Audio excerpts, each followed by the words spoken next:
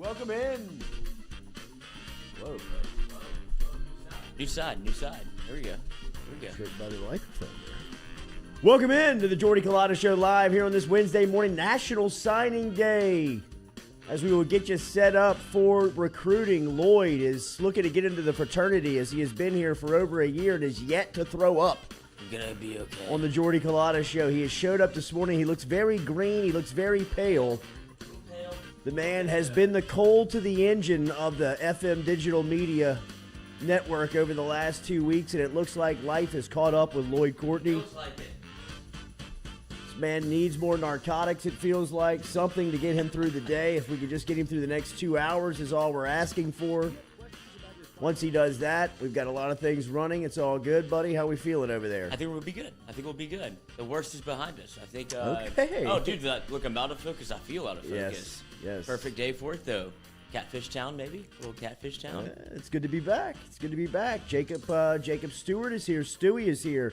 A new superstar to the team over here on the Jordy Culotta Show. Excellent work last night, boys. Thank you, sir. On the Watch Show. We closed out the Our Lady of Mercy regular season undefeated last night as we took down the Beast from the East, Tyler Foreman and St. George. Point total? 14 last night. 14 last night. Oh. Distributing last night. A couple of assists. Some good shots. Stewie, get up on that microphone. Move that microphone to you, bro. Close it out undefeated and let you boys run the watch party, which was fantastic as usual. But LSU basketball falls. We will talk about that at some point over the next 2 hours. It is National Signing Day as the Tigers are looking to close here with a couple of prep athletes. They did really good in the transfer portal, as we have talked about throughout this recruiting season. How will they finish today is yet to be determined. We will give you our thoughts, and Shea Dixon will be here at 8 a.m. from Go 247, kind of wrapping all that up for us this morning. Remember, daily we're brought to you by Go Chevrolet. GEAUX Chevrolet.com is where you find them online.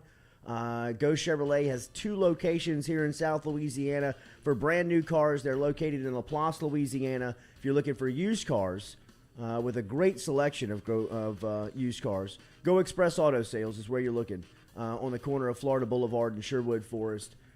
Go see Lee Carney, Nick Richard, and the entire crew over there. We're also daily brought to you by Metropolitan Health Group. Real doctors, real solutions, as that's what you get when you get over to Metropolitan Health Group. Charlie Harvey and Jason Ramazan and Papa Earl's Spice, of course, 30% less sodium as the competition. Pick them up anywhere where you shop locally. Rouse's, Calandro's, High Neighbor, all of the spots. Get over and pick up your selection today of Papa Earl's.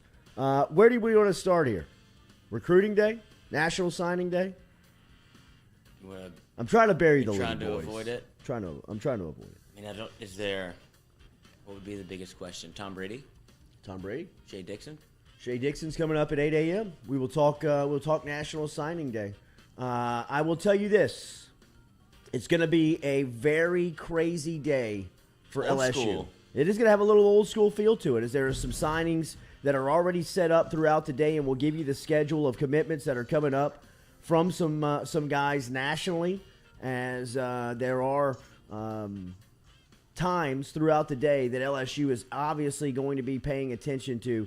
Trevante Citizen is going to make his announcement at 11 o'clock this morning on ESPN. Jalen David Robinson, who is a 3-star cornerback out of Texas, is down to LSU, Oregon. Boston College is in the mix. He is choosing at 9:30 this morning.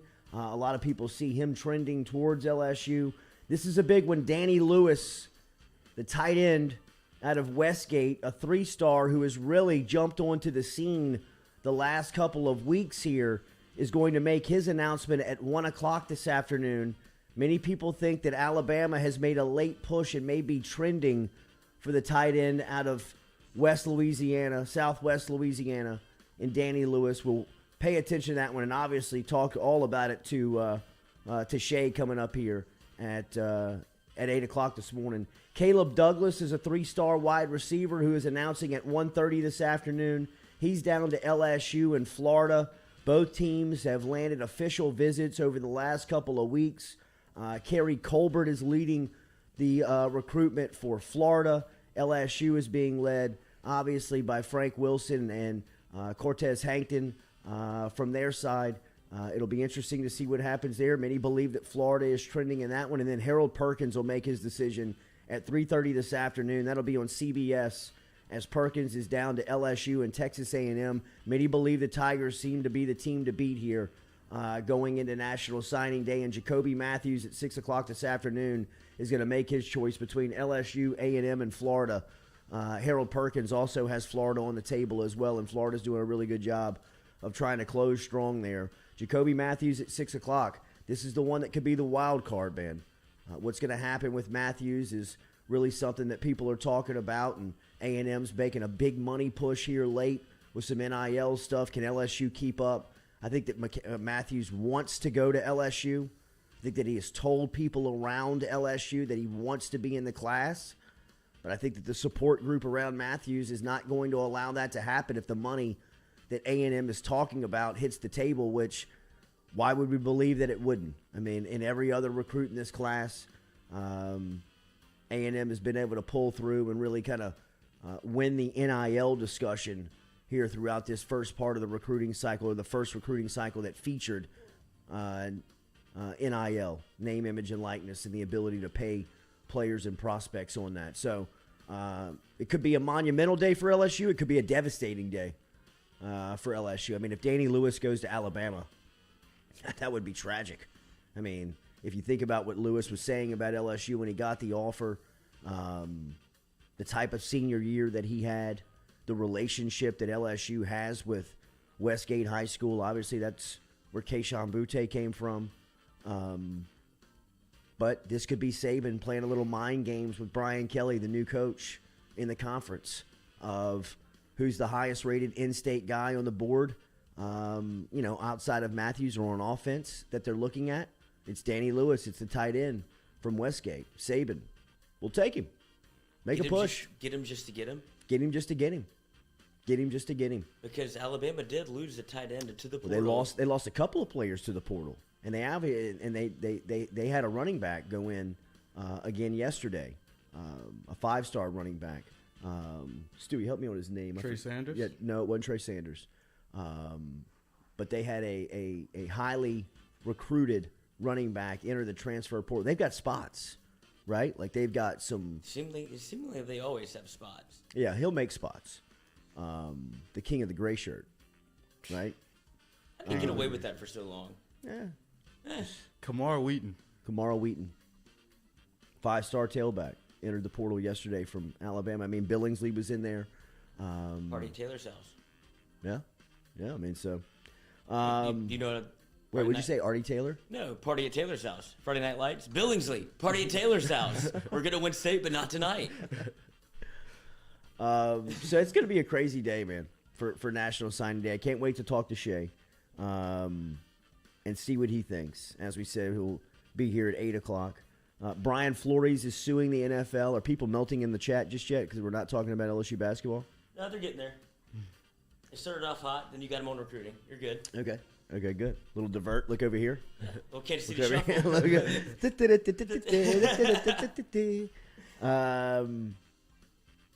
So, look, man, we'll see what happens today with LSU.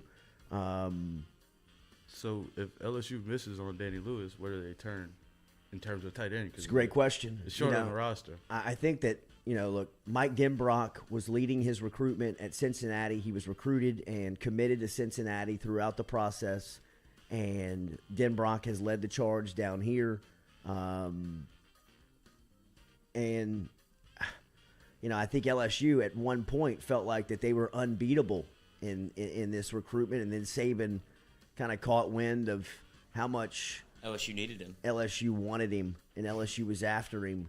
And I think he's playing a couple of head games. He's just playing some head games with LSU and Brian Kelly, and really kind of just letting him know who runs the league.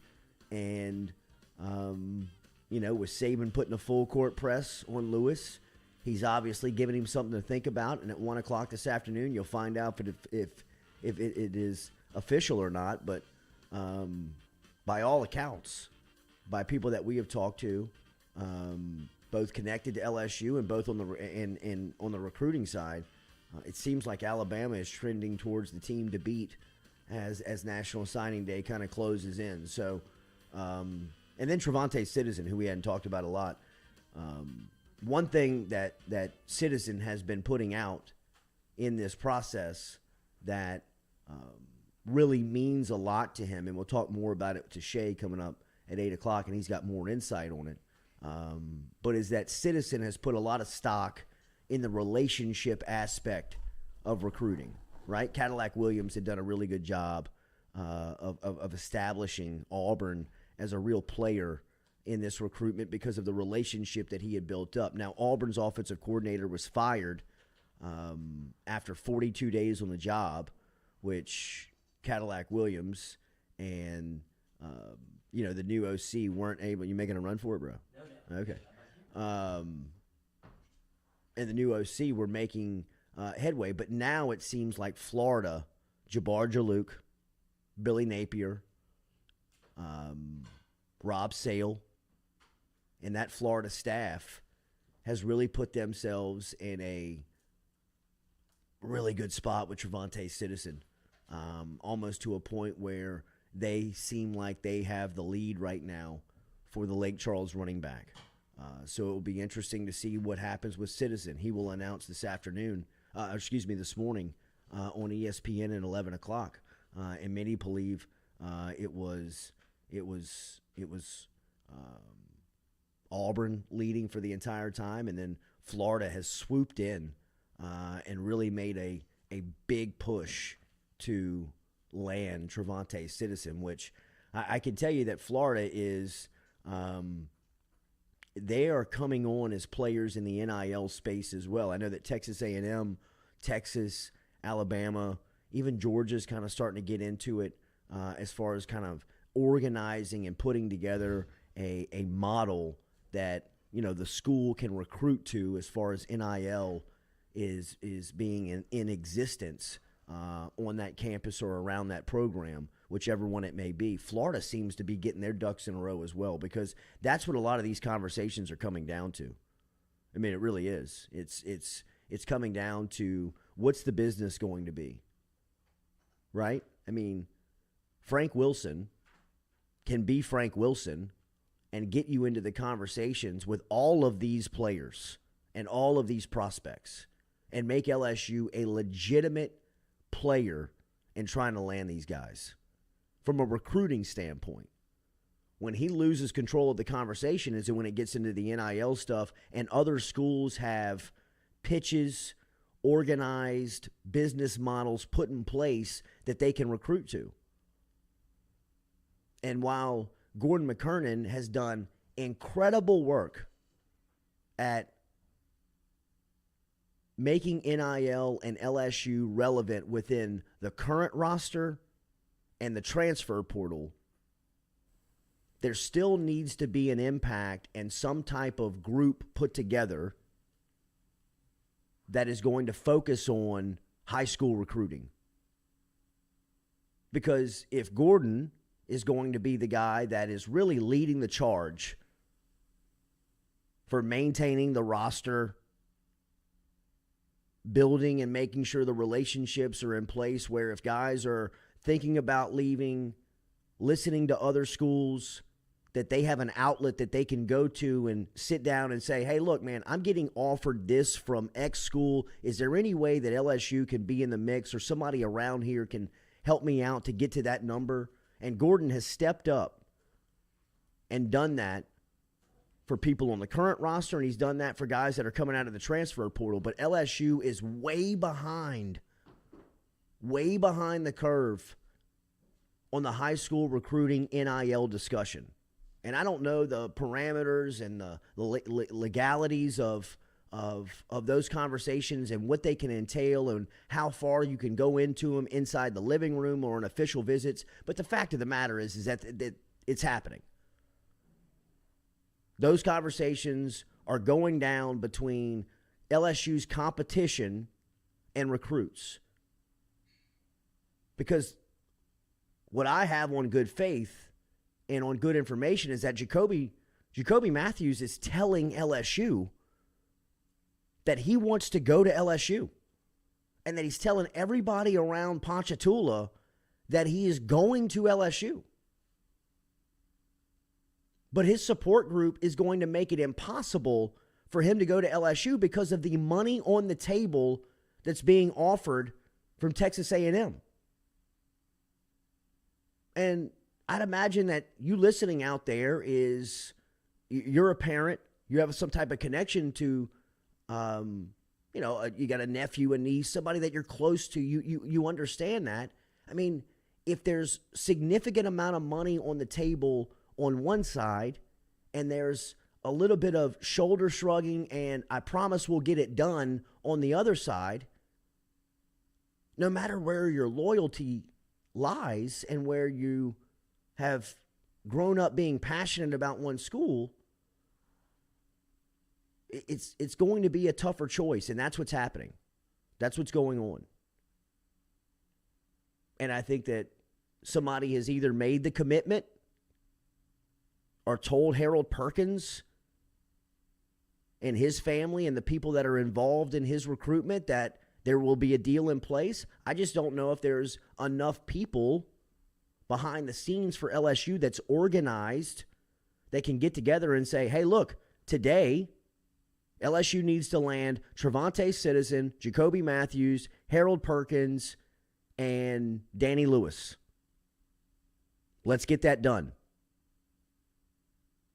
Let's make sure that the coaches, the parents, the high school coaches, LSU's coaching staff are armed with the knowledge of how they can discuss that.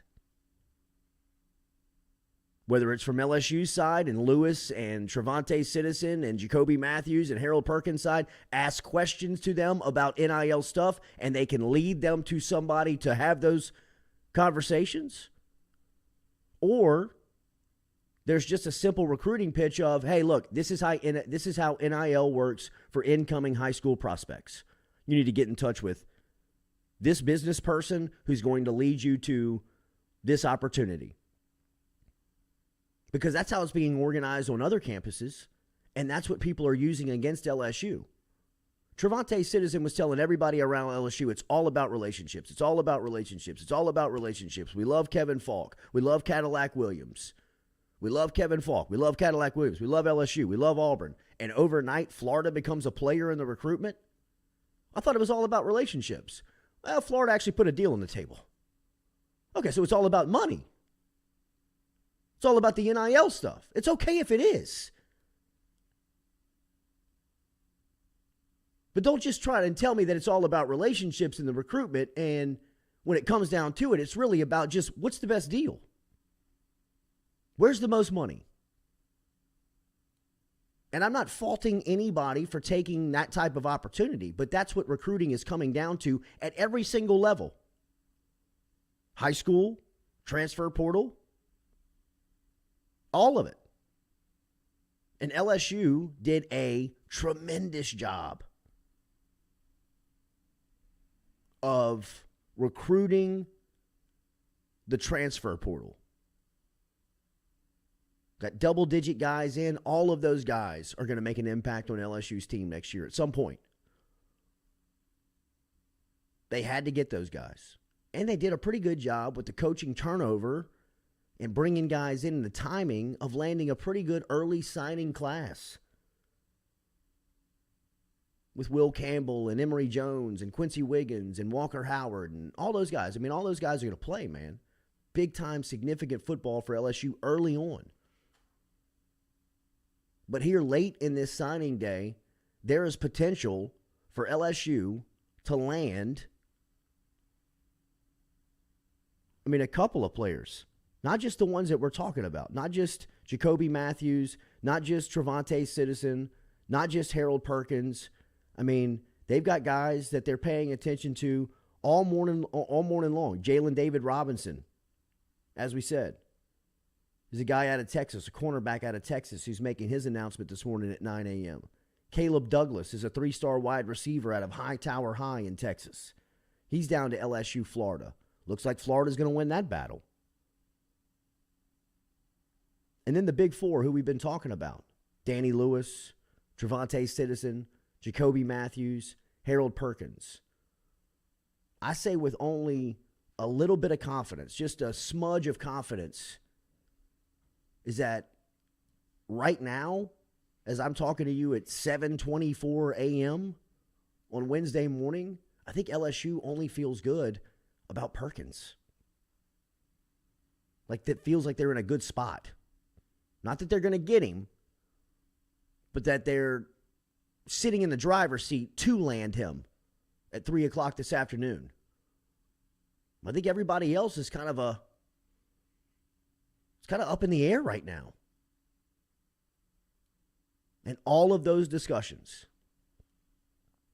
maybe outside of Lewis, I think Danny Lewis, the recruitment of Danny Lewis, I think it's Nick Saban playing mind games with Brian Kelly, the new coach at LSU.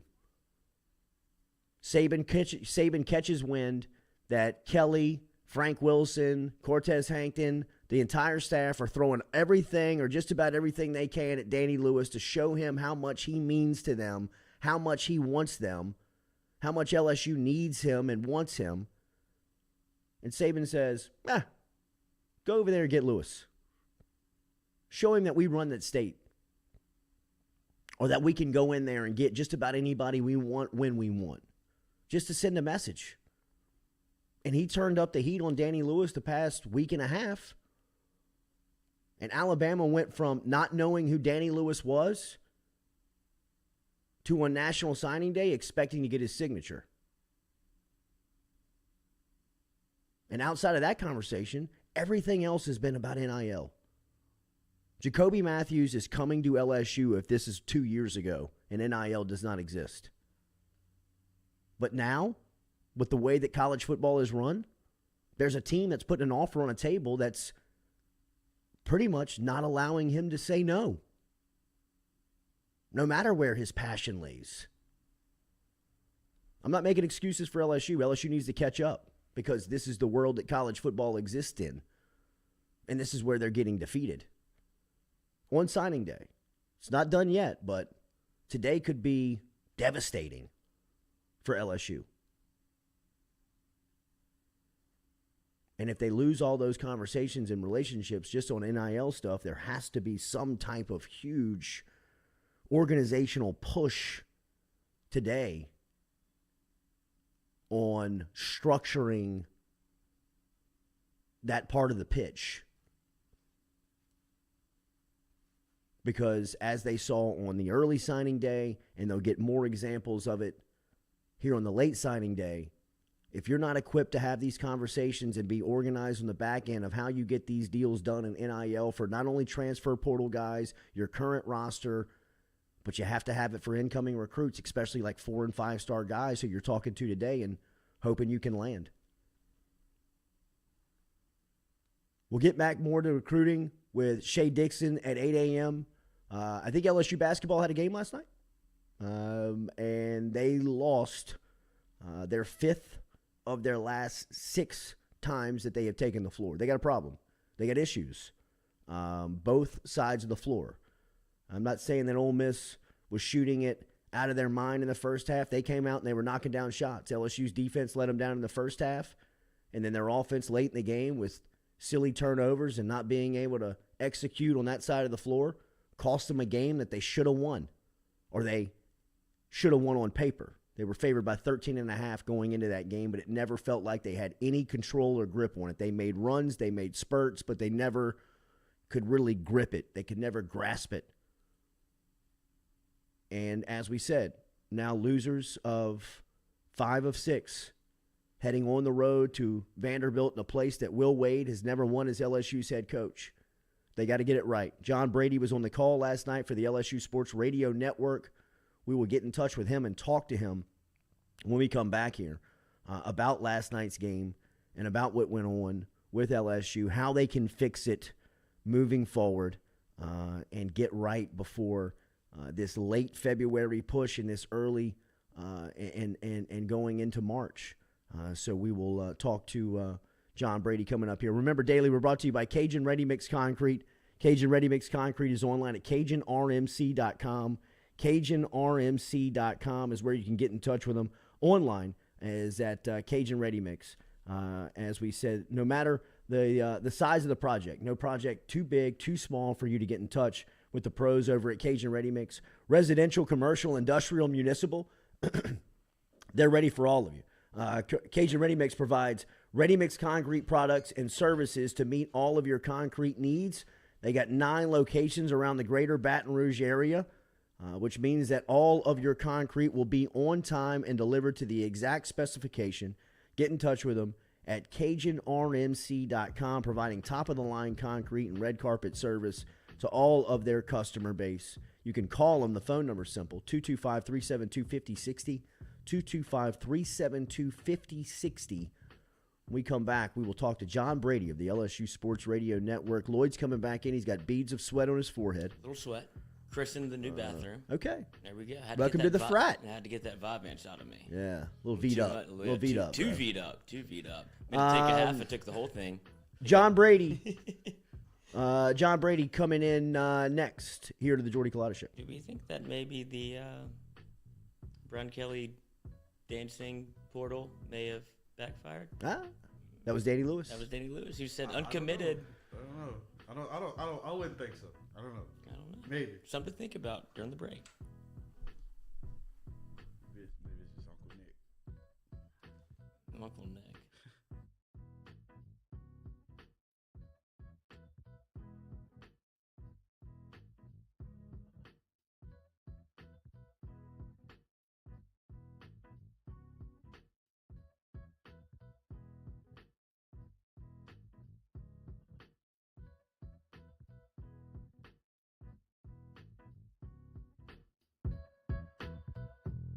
Papa Earl's, the fine spice, originating right down here in South Louisiana by our guy Mark Pop Norman.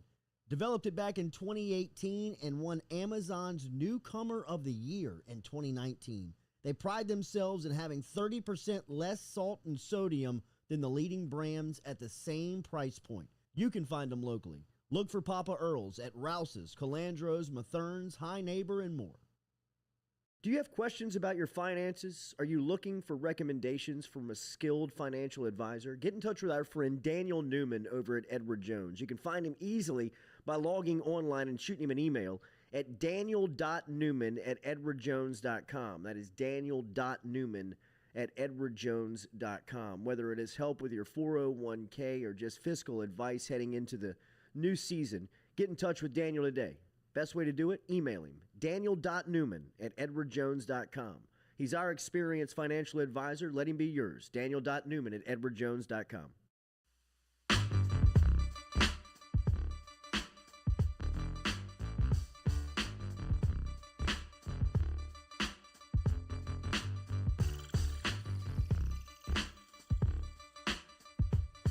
Welcome back here to the Jordy Culotta Show, driven and powered by Ghost Chevrolet. Dylan inside the chat. Jordy's being super depressing today. Just trying to tell you what I know, man. Josh Hill, Danny Lewis, LSU. Let's hope so. He makes his announcement at 1 o'clock. Joe G says Jordy reads the recruiting page on Tiger droppings. That's not true. I do read the OT Lounge, and I do read the Tiger Rant. I scan it for sure. Absolutely. What's your username? No username. Ed Underwood, Jordy sounds doom and gloom today. Look, man, I'm just telling you what we're hearing going into National Signing Day. We're going to talk to Shea Dixon coming up here at 8 a.m. this morning. We now shift the conversation to LSU basketball last night. You thought last night Tigers were going to get right, coming off of a tough loss Saturday in the Big 12 SEC Challenge versus TCU over in Fort Worth as they fell to the Horned Frogs on the road. Many thought they were going to get right versus Ole Miss last night, but the Rebs come into town and beat LSU 76-72. LSU now 16-6 overall in the season and 4-5 in conference play. They got a road trip to Nashville and a Vanderbilt coming up on Saturday, and as Will Wade said last night in his press conference, they got to get it right, man. They got to get it right fast. Here to help us out on some of the things that may be plaguing LSU is former head coach, SEC legend, and a part of the LSU Sports Radio Network, good friend of ours, Coach John Brady here with us on the Jordy Culotta Show. Good morning, sir. How are you? I'm well, Jordy. Doing good. How are you? I'm doing okay. I figured that one of those that game last night was one for whether you were a coach or whether you're a former coach, probably crawls at you and eats at you. And then I find out this morning that you can't sleep last night. You get in your car at 2:30 in the morning to head back to your home in New Orleans because the game was still on your mind from what you saw. That was a tough one last night for LSU, Coach. Well, I left about 12, and so I got back to my condo in New Orleans about 2:30, and I thought about the game all the way home a little bit, and then when I got here at 12:30 or 1, I couldn't sleep, so felt like I was coaching again because that was a tough one for LSU to not be able to win. I thought the effort was there for LSU. I thought the effort was there for Ole Miss. I thought two teams played hard, and that wasn't pretty at times. But when you look at the LSU game last night, they forced 19 turnovers. They get 19 offensive rebounds, and you would think that would be enough to possibly win the game. But here's what I go back to. And people may say, well, that's too simple. Well, sometimes it is the simplest things. When you give up over 50% shooting from the floor, and you're shooting in the low 40s, and at TCU we shot in the high 30s, 38 or 39, and TCU shoots over 50%. Ole Miss shoots over 50%. Both teams get to the free throw line 20-plus times. That's hard to overcome, regardless of how many offensive rebounds you get. And then LSU's having trouble converting it around the basket now. So the points are hard to come by. And I agree with Will Wade, what he said on the radio. I was a little surprised how LSU started the game. They defensively, they were a step behind. The ball pressure wasn't what was necessary for Ole Miss. And then they retched it up. Now they picked it up the last 6-7 minutes of the first half. In the second half, I thought they really played well. But the thing that's plagued LSU all year long, particularly in SEC play, is the amount of fouls that LSU commits. Yeah. It's not a 1 or 2 game thing now. It's been consistently throughout SEC play, 9 games. Teams are attempting 26-plus free throws a game. That's the 9th straight SEC game where we fouled 20-plus times in a game. So you can't give up easy baskets like that. If on a normal night, if we don't foul as much and put the Rebels on the line, we win that game last night. So I just think I don't know the reason why. But when you get in league play and the officials get a little bit tighter with the whistle, you've got to be more disciplined at defense. I don't think you can say, well, the officials are the reason why we're losing. I think that's an out. I don't think you need to establish that, that tone or that narrative for your team to listen to. We just need to play better defensively without fouling and keep the opponent off the free throw line. And if we do that, we win that game last night. Yes. Is it the winning formula for LSU? Does it the winning formula include Darius Days the way that he played last night? When he plays like that, you usually win, right? Or you have to win when he makes 5 3-pointers and he grabs 13 boards and he scores 21. I mean, LSU's – I'd love to see their record in games that he scores over 17 and grabs 10 boards. Well, his double-double, it was 30-2 going into the TCU. Then it was 30-3. Now it's 30-4 when he gets a double-double. I do know that's that. Now, I thought last night there was a stretch when Darius Days, I thought he was going to win the game for LSU based on his effort. I mean, he got 3 or 4 offensive rebounds. 6 of his 13 rebounds were on the offensive end. He was about to will it a win for LSU by the way he played. I thought one of the key baskets, and it was a good shot in front of Coach Wade on the bench over there to the right of the key. He shot a wide open 3, and he wasn't able to make it, and he just hit 2 previous. I thought that was a big play of the game, and then I thought the other play of the game that was gave Ole Miss some momentum or kept them in the lead was Eric Gaines' casual dribble off his foot when Ole Miss just picked up the loose ball right at the top of the key. I thought it was a bizarre kind of play. I don't know if it was unlucky or just what it was, but that was a casual approach at that particular point of the game to create a turnover for Ole Miss to have. And, you know, I've always said this, well, Ole Miss only had one field goal the last 9 minutes of the game. Well, they didn't need to make field goals because they got to the free throw line. And as long as you're scoring points, as a coach, I never was concerned how we got the points. If we were getting fouled, getting to the free throw line and making free throws and scoring points, that's the goal of good offense. And that's what Ole Miss was able to do. You know, the second half, they go 19 for 26 from the free throw line. Regardless of how you play on the other end, that's a tough stat to really overcome.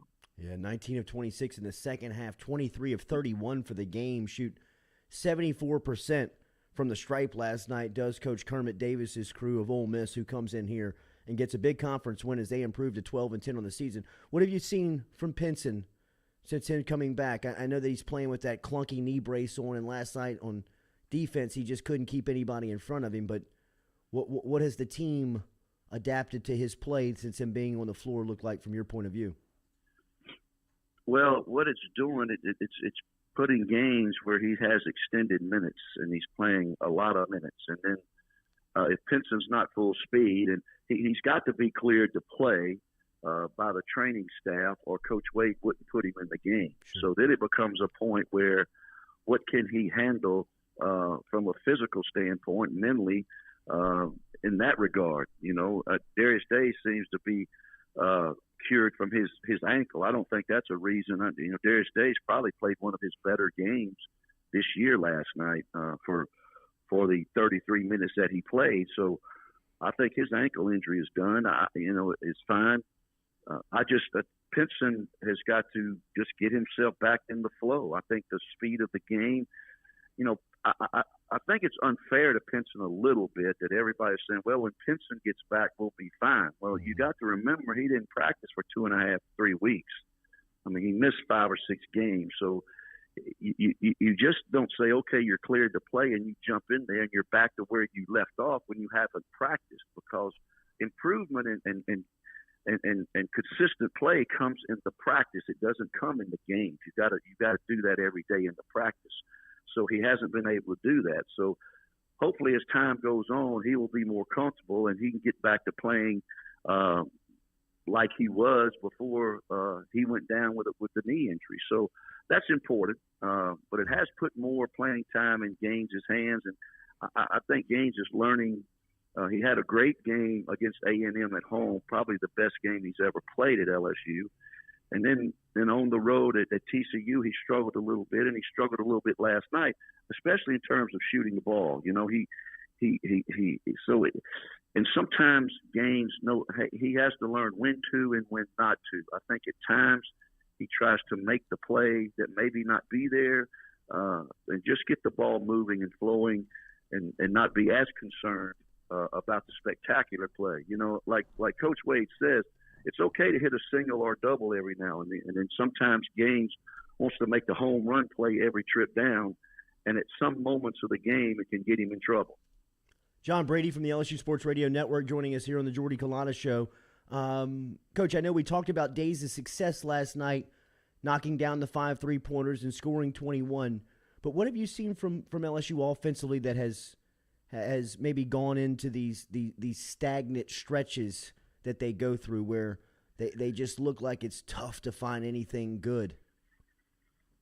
Well, you know, that's a good question. LSU, everybody knows that they're much better when they're turning people over. They had a stretch when they closed the gap against Ole Miss where they were turning Ole Miss over. They got out in transition. They made some easy baskets. They were opportunistic in scoring off of turnovers and missed shots and pushing the ball up the floor and scoring something at the rim or penetrating and kicking out for an open shot. That's the kind of offense where LSU seems more comfortable, and certainly they're more efficient when the game is going like that. But when teams don't turn it over we can't get easy baskets, and they make LSU play a half-court offensive game and reverse the ball 3 or 4 times. For some reason, LSU is not as effective. And you know, I don't know the answer to that, to be honest, because I'm not at practice every day to see the what offensively the purpose is every time down in the half court. But I do think you need to have the right players shooting the ball at the right time, and I think Days and Eason certainly are 2 of our better players that need to carry the majority of the shots at the goal. You know, and Brandon Murray looked a little uncomfortable last night out there for whatever reason. Maybe his wrist, maybe his hand. He had it taped, but he looked, his body language at times last night, he was shaking his head and looked like he was frustrated a little bit with how the game was progressing or his play or whatever the case may be. But certainly he needs to be consistent in the way he scores the ball and the way he plays for LSU to be effective offensively. So, you know, Coach Wade always talks about getting the ball to the opposite side, reversing the ball. And I agree with this totally, that more ball reversals and attacking a closing defender as opposed to standing and trying to beat a defender off the dribble when he's standing there when you catch. I think more player movement, ball movement, you know, more screening maybe on the weak side to get players available to catch and attack the defender as he's closing. And if he's late closing, you know, you pull up and shoot the ball, and you've got to make a few of those from the three-point line to keep the defense honest so they just don't take off the drive every time and force you to be a jump shooting team. How difficult is it to coach during this time period of the season where everybody is scouted? You mentioned guys like Murray, Pinson, banged up right now. What's this part of the schedule like as a head coach where there's really no more secrets and you're probably playing with a banged up group? Well, you know, everybody has that issue. You know, Ole Miss had 2 starters out. Their best guard hasn't played. They may get him back at the end. You know, I think most teams go through this where players are banged up a little bit. They have to play hurt. They're not like they were. I think it's smart to get the proper practice as it relates to proper rest, and that's a fine line. And the coach who knows his team has to approach it in that way. There's got to be some specific practices where you hold them accountable, but the segments aren't as long. But you have to make sure they get rested and get the proper treatment so they can be fresh and ready to go. But you just have to be better. You just have to increase your play, be more disciplined on the defensive end, pay more attention to blockouts and rebounding the ball. You have to be more precise on the offensive end. And there's not a lot of tricks out there. You're not going to reinvent the game. But there are good coaches in this league that do scout. They take tendencies away. Yeah. And you have to just be better at what you have decided to do with your team. The detail of your play on both ends to progress in this league and win down the stretch, you just have to be better from an execution standpoint and a mental standpoint than the opponent that you're playing. What's the challenges of Vanderbilt, of playing in that gymnasium, of coaching in that gymnasium, coaching from the baseline like that? Well, now they let you get up on the sideline. Yeah. The benches are still on the baseline, but now they let the coach get on the sideline as if the benches were in a normal, regular position. So that's different. You know, when I was coaching up in that great building for basketball, it's really one of the unique venues in college basketball. You couldn't get off the baseline, and I used to make a joke that players loved it on the other end when they were on offense because they weren't paying attention, right. Played like they couldn't hear you, and they just do what they wanted to do. So, you know, and it was tough. But now you can get on the sideline and walk up and down in a normal manner as a coach, and you can have better communication there. But, you know, back for a long time, Vanderbilt Memorial Gym was a difficult place to play. Over the last 5 or 6 years, Vandy hasn't been the basketball team that it once was, and so their attendance is not as good as it used to be. But it's still a different place to play. You know, Vandy has a guard, you know, like Deshaun, like Ruffin, that Ole Miss had, and except Pippen's a little bigger than Ruffin, and we've got to be able to contain him and keep him in front and keep him out of the paint, and apply the proper pressure at the same time. So I think Pippen's the key to how Vandy goes. If he goes well, they seem to play well. If he struggles a little bit, I think they struggle a little bit. So I think going into the game, Pippen is a concentration for LSU, and they're going to try to make somebody else maybe handle it or beat them besides their best player. Yeah, and Jordan Wright, the Baton Rouge native out of the Dunham School, who was coached by your former player, Jonathan Pixley, is one of their leaders too up there, both offensively as far as scoring goes. Coach, I know it was a tough one last night, but it was a great call. It was great to listen to the game from your point of view, as always. From the LSU Sports Radio Network, remember, turn the sound down on Saturdays and turn up Chris Blair and John Brady as they give really good insight in watching the game alongside those guys as they call it on the radio each and every game for LSU basketball. They're looking to get it right now with a trip to Nashville on the horizon on Saturday. Thank you, Coach. We'll talk soon. Okay. All right, Jordy. Thank you. Yes, sir. There he is, Coach John Brady, checking in this morning from the network as LSU falls last night in a tough one. A little insight there from Coach John Brady. And look, man, that's the facts. You know, I mean, LSU has got to get to a point where they are, they're comfortable offensively, and right now they just do not look like they're comfortable at all. They can't make shots around the rim. They're not making a lot of gimmies that you would, not gimmies, but at least, easy buckets, that they can get you out of these scoring funks that LSU, travels through. But that was good insight from Coach John Brady. That conversation brought to you by Edward Jones and Daniel Newman, our friend over there at Edward Jones. Daniel Newman, he is our financial advisor. Let him become yours today by emailing him, daniel.newman@edwardjones.com, daniel.newman@edwardjones.com. We have confirmed the tailgate for the Mississippi State game. We are going to have to change the locations of it because of the indoor state track meet that is going to be going on that same Saturday as the Mississippi State game. Is that February 13th? February 12th? So we will let you know the location. I believe it's going to be around the Indian Mounds on campus. When the track meet there. Yeah, well, I mean, There's going to be more traffic on Nicholson, though. We're going to try to get away. We're trying to get away from the traffic on the backside of it, at least from that Bernie Moore parking lot. But remember Daniel Newman. He is our financial advisor. He can help you out with any questions that you may have about your finances. If you're looking to invest, if you are looking for just some help on managing your finances, get in touch with Daniel Newman. He's out in central Louisiana, located right across from Stabs out there at Market Square Road in Central. Stop in and see him today. Daniel.Newman@edwardjones.com is the easiest way to get in touch with him. If you'd like, just shoot him an email and tell him you heard it right here on the Jordy Culotta Show, as you can find him there. We appreciate Coach John Brady coming by here and telling us the latest on LSU.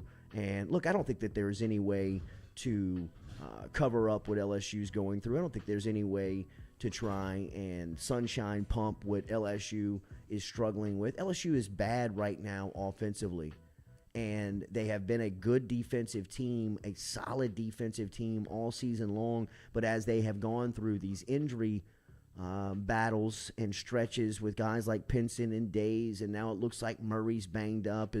I agree with Brady. He did not look like he just couldn't get going. He kept messing with his hand, and something's going on with your hand. And if you're a shooter and a ball handler in a basketball game, I mean, that's just going to mentally and physically, mess with you. And you could see it really irritating Murray last night. So, LSU's dealing with the same issues that every other team at this part in the schedule is dealing with.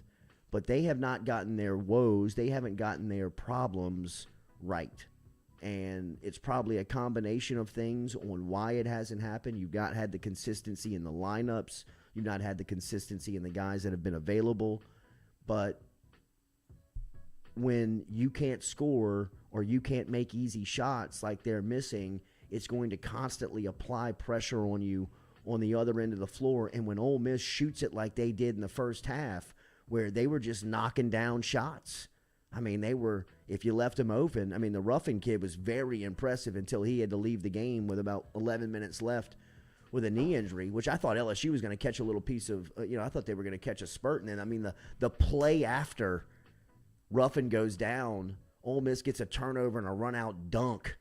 And, I mean, it just wasn't their night. For as hard and as close as they made that game down to the end, you never felt like they were going to overcome. I mean, like that turnover at the end of the game where Gaines bounces it off his foot, as brutal as it was to watch and as brutal as it was to go through, I mean, LSU didn't deserve to win that game. Were they ever ahead aside from the beginning when it was 2-0? I don't think so. I don't think they ever. I don't think so. Again in I don't the think game, so. I think right? that they brought it within 3. Yeah. In Yeah, the they got second really half. close. Thanks, Katie. They did get very close. Well, I'm sorry. I'm trying to be like positive. I mean, LSU is still a really great team. Like this is the gloomiest thing I've ever walked into. Like they're still a great team, and No, they're Miss not played great. last They're not night. great by any They're means. a I mean, good from a basketball tournament standpoint, if you look at LSU and the way that they're constructed, you have to have scoring threats in March. You have to have somebody that can play above all. That's why, to me, like Auburn is the perfect formula for the #1 team in the country. And I'm not comparing LSU to Auburn, but Auburn is a great Auburn's a team. different level. You know what I mean? But LSU needs to get to that level. Like if they want to talk about the things that they discuss, if they want to set the goals that they set, they've got to get to that level. And some of the things that they're look, Adam Miller would have been big on this team, but I'm not saying that that there has to be more than one scorer. But you also have to have that guy that's just a superstar. When shit breaks down, you can gotta figure have it a out, guy. man. You and can Darius have the Davis was dude. almost like that last night, and even then, it's still not enough. And he's not consistent enough to where you can count on him to score 20 a night.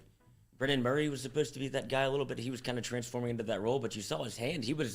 There were passes that hit him in the hand, and he was looking at his hand. hurt. Why did he? What He's was hurt. Up with that? I don't know what is do you know what the why? injury He's got a is? hand. He's got a hand. know, I mean, but- all I know is that he's dealing with a hand injury. Wade answered a little bit after the game on how much that is affecting him, and I mean, he said directly to the question asker, whoever it was. I mean, a lot. I mean, it's affecting him significantly, and it has over the past couple of games. And I mean, if you're a scorer and you handle the ball in basketball and you're dealing with a hand injury, it's going to mentally affect you just as much as it affects you physically, and you can see it. Murray he can't fully check in. He can't fully go because his hand is just holding him back a little bit, just like Pinson last night defensively. I mean, there were some instances in the open court or in the half court where, I mean, he just couldn't keep Ruffin or whoever he was trying to guard in front of him. I mean, he was just physically limited, and LSU they don't have the depth at key spots to deal with the injuries that they're going through. And offensively, as much as we've talked about it all year, they've not improved. They've not figured it out on that side of the floor because I mean, you have to win those games when Days gives you 21 and he knocks down 5 3-pointers. He can't play much better than that.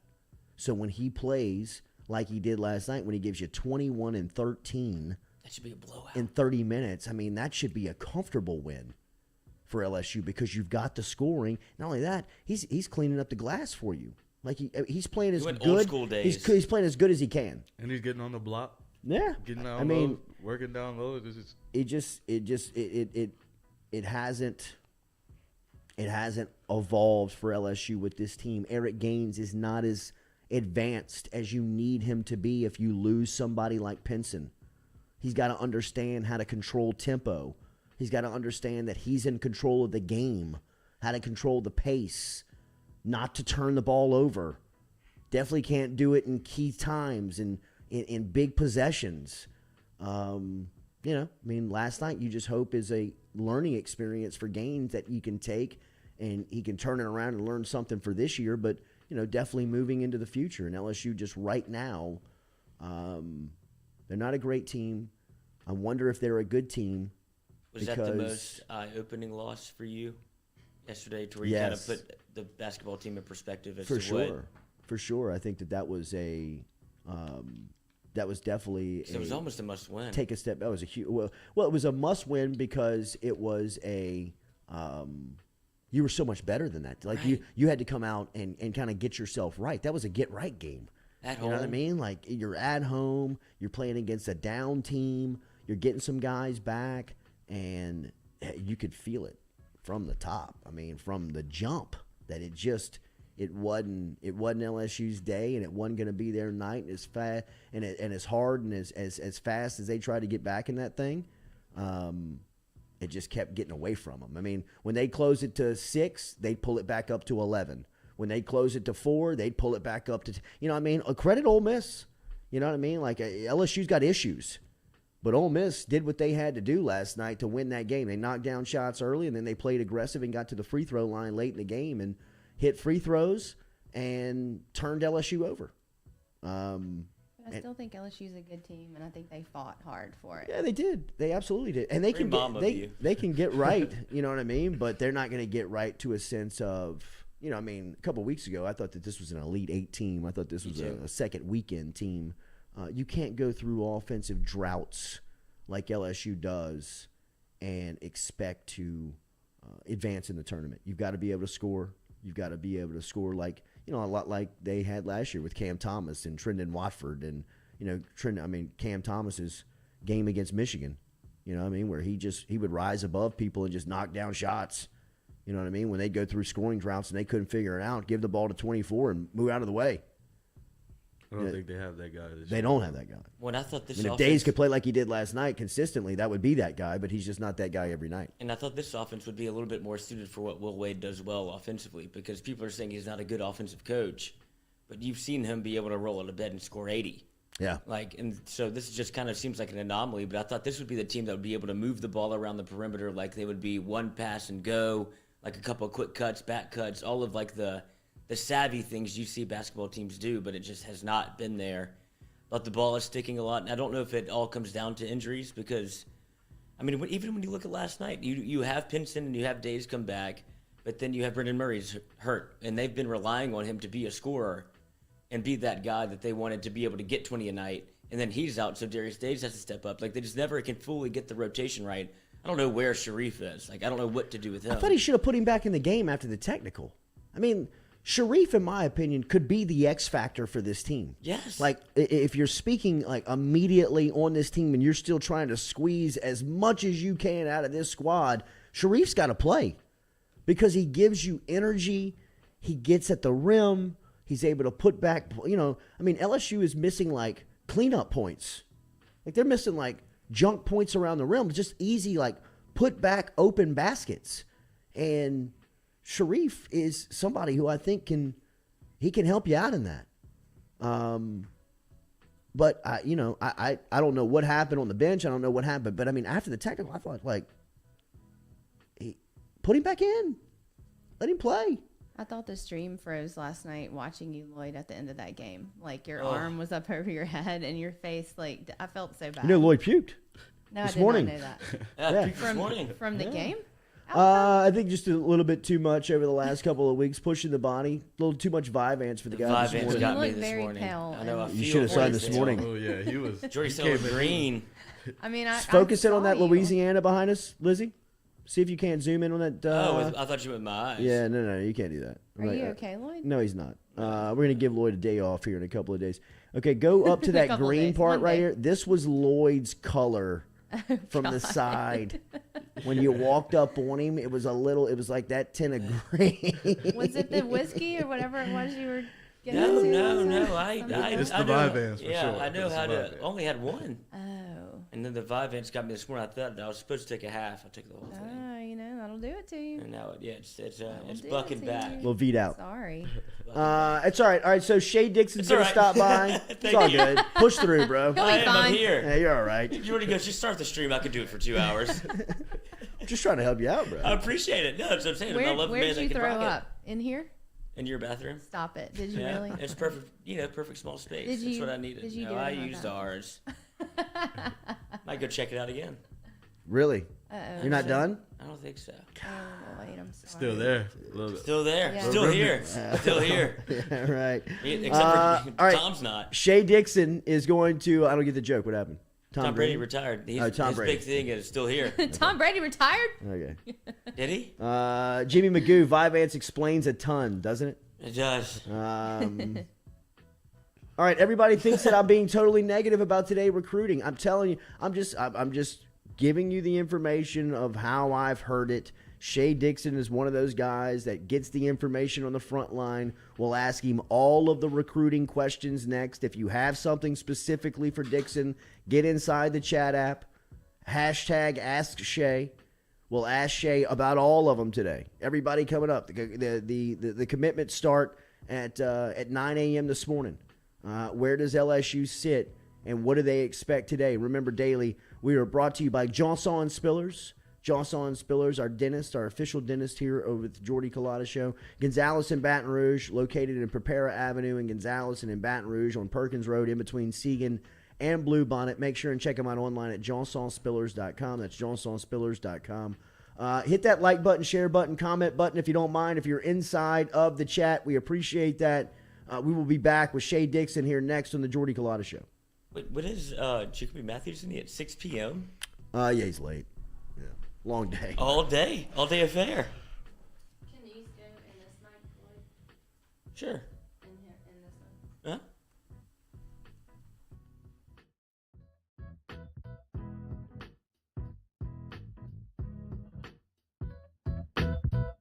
Do you have questions about your finances? Are you looking for recommendations from a skilled financial advisor? Get in touch with our friend Daniel Newman over at Edward Jones. You can find him easily by logging online and shooting him an email at daniel.newman@edwardjones.com. That is daniel.newman@edwardjones.com. Whether it is help with your 401k or just fiscal advice heading into the new season, get in touch with Daniel today. Best way to do it? Email him, daniel.newman@edwardjones.com. He's our experienced financial advisor. Let him be yours, daniel.newman@edwardjones.com. Gearing up for spring and summer down here in South Louisiana, and you want to keep your lawn maintained during these sunny seasons, get in touch with our friend Blake Abear over at Abear's Lawn Maintenance, where he says, you grow it, I mow it. 225-485-8022, 225-485-8022 is where you can find Abear's Lawn and Maintenance, the official lawn and maintenance company of the undisclosed location.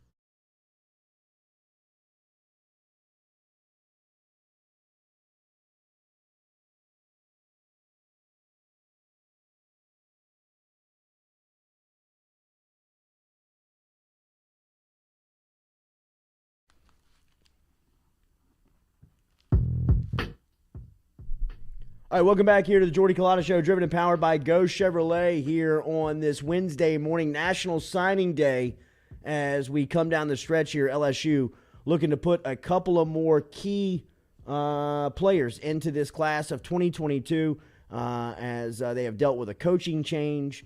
They have dealt with all types of adversity throughout this 2021 and 2022 recruiting cycle, but it will come to a close today for Brian Kelly, Frank Wilson, and the crew. Shea Dixon, who covers it for Go247, is always a great resource for us over here as far as recruiting is concerned. Make sure you are following him today to keep up with the latest in recruiting.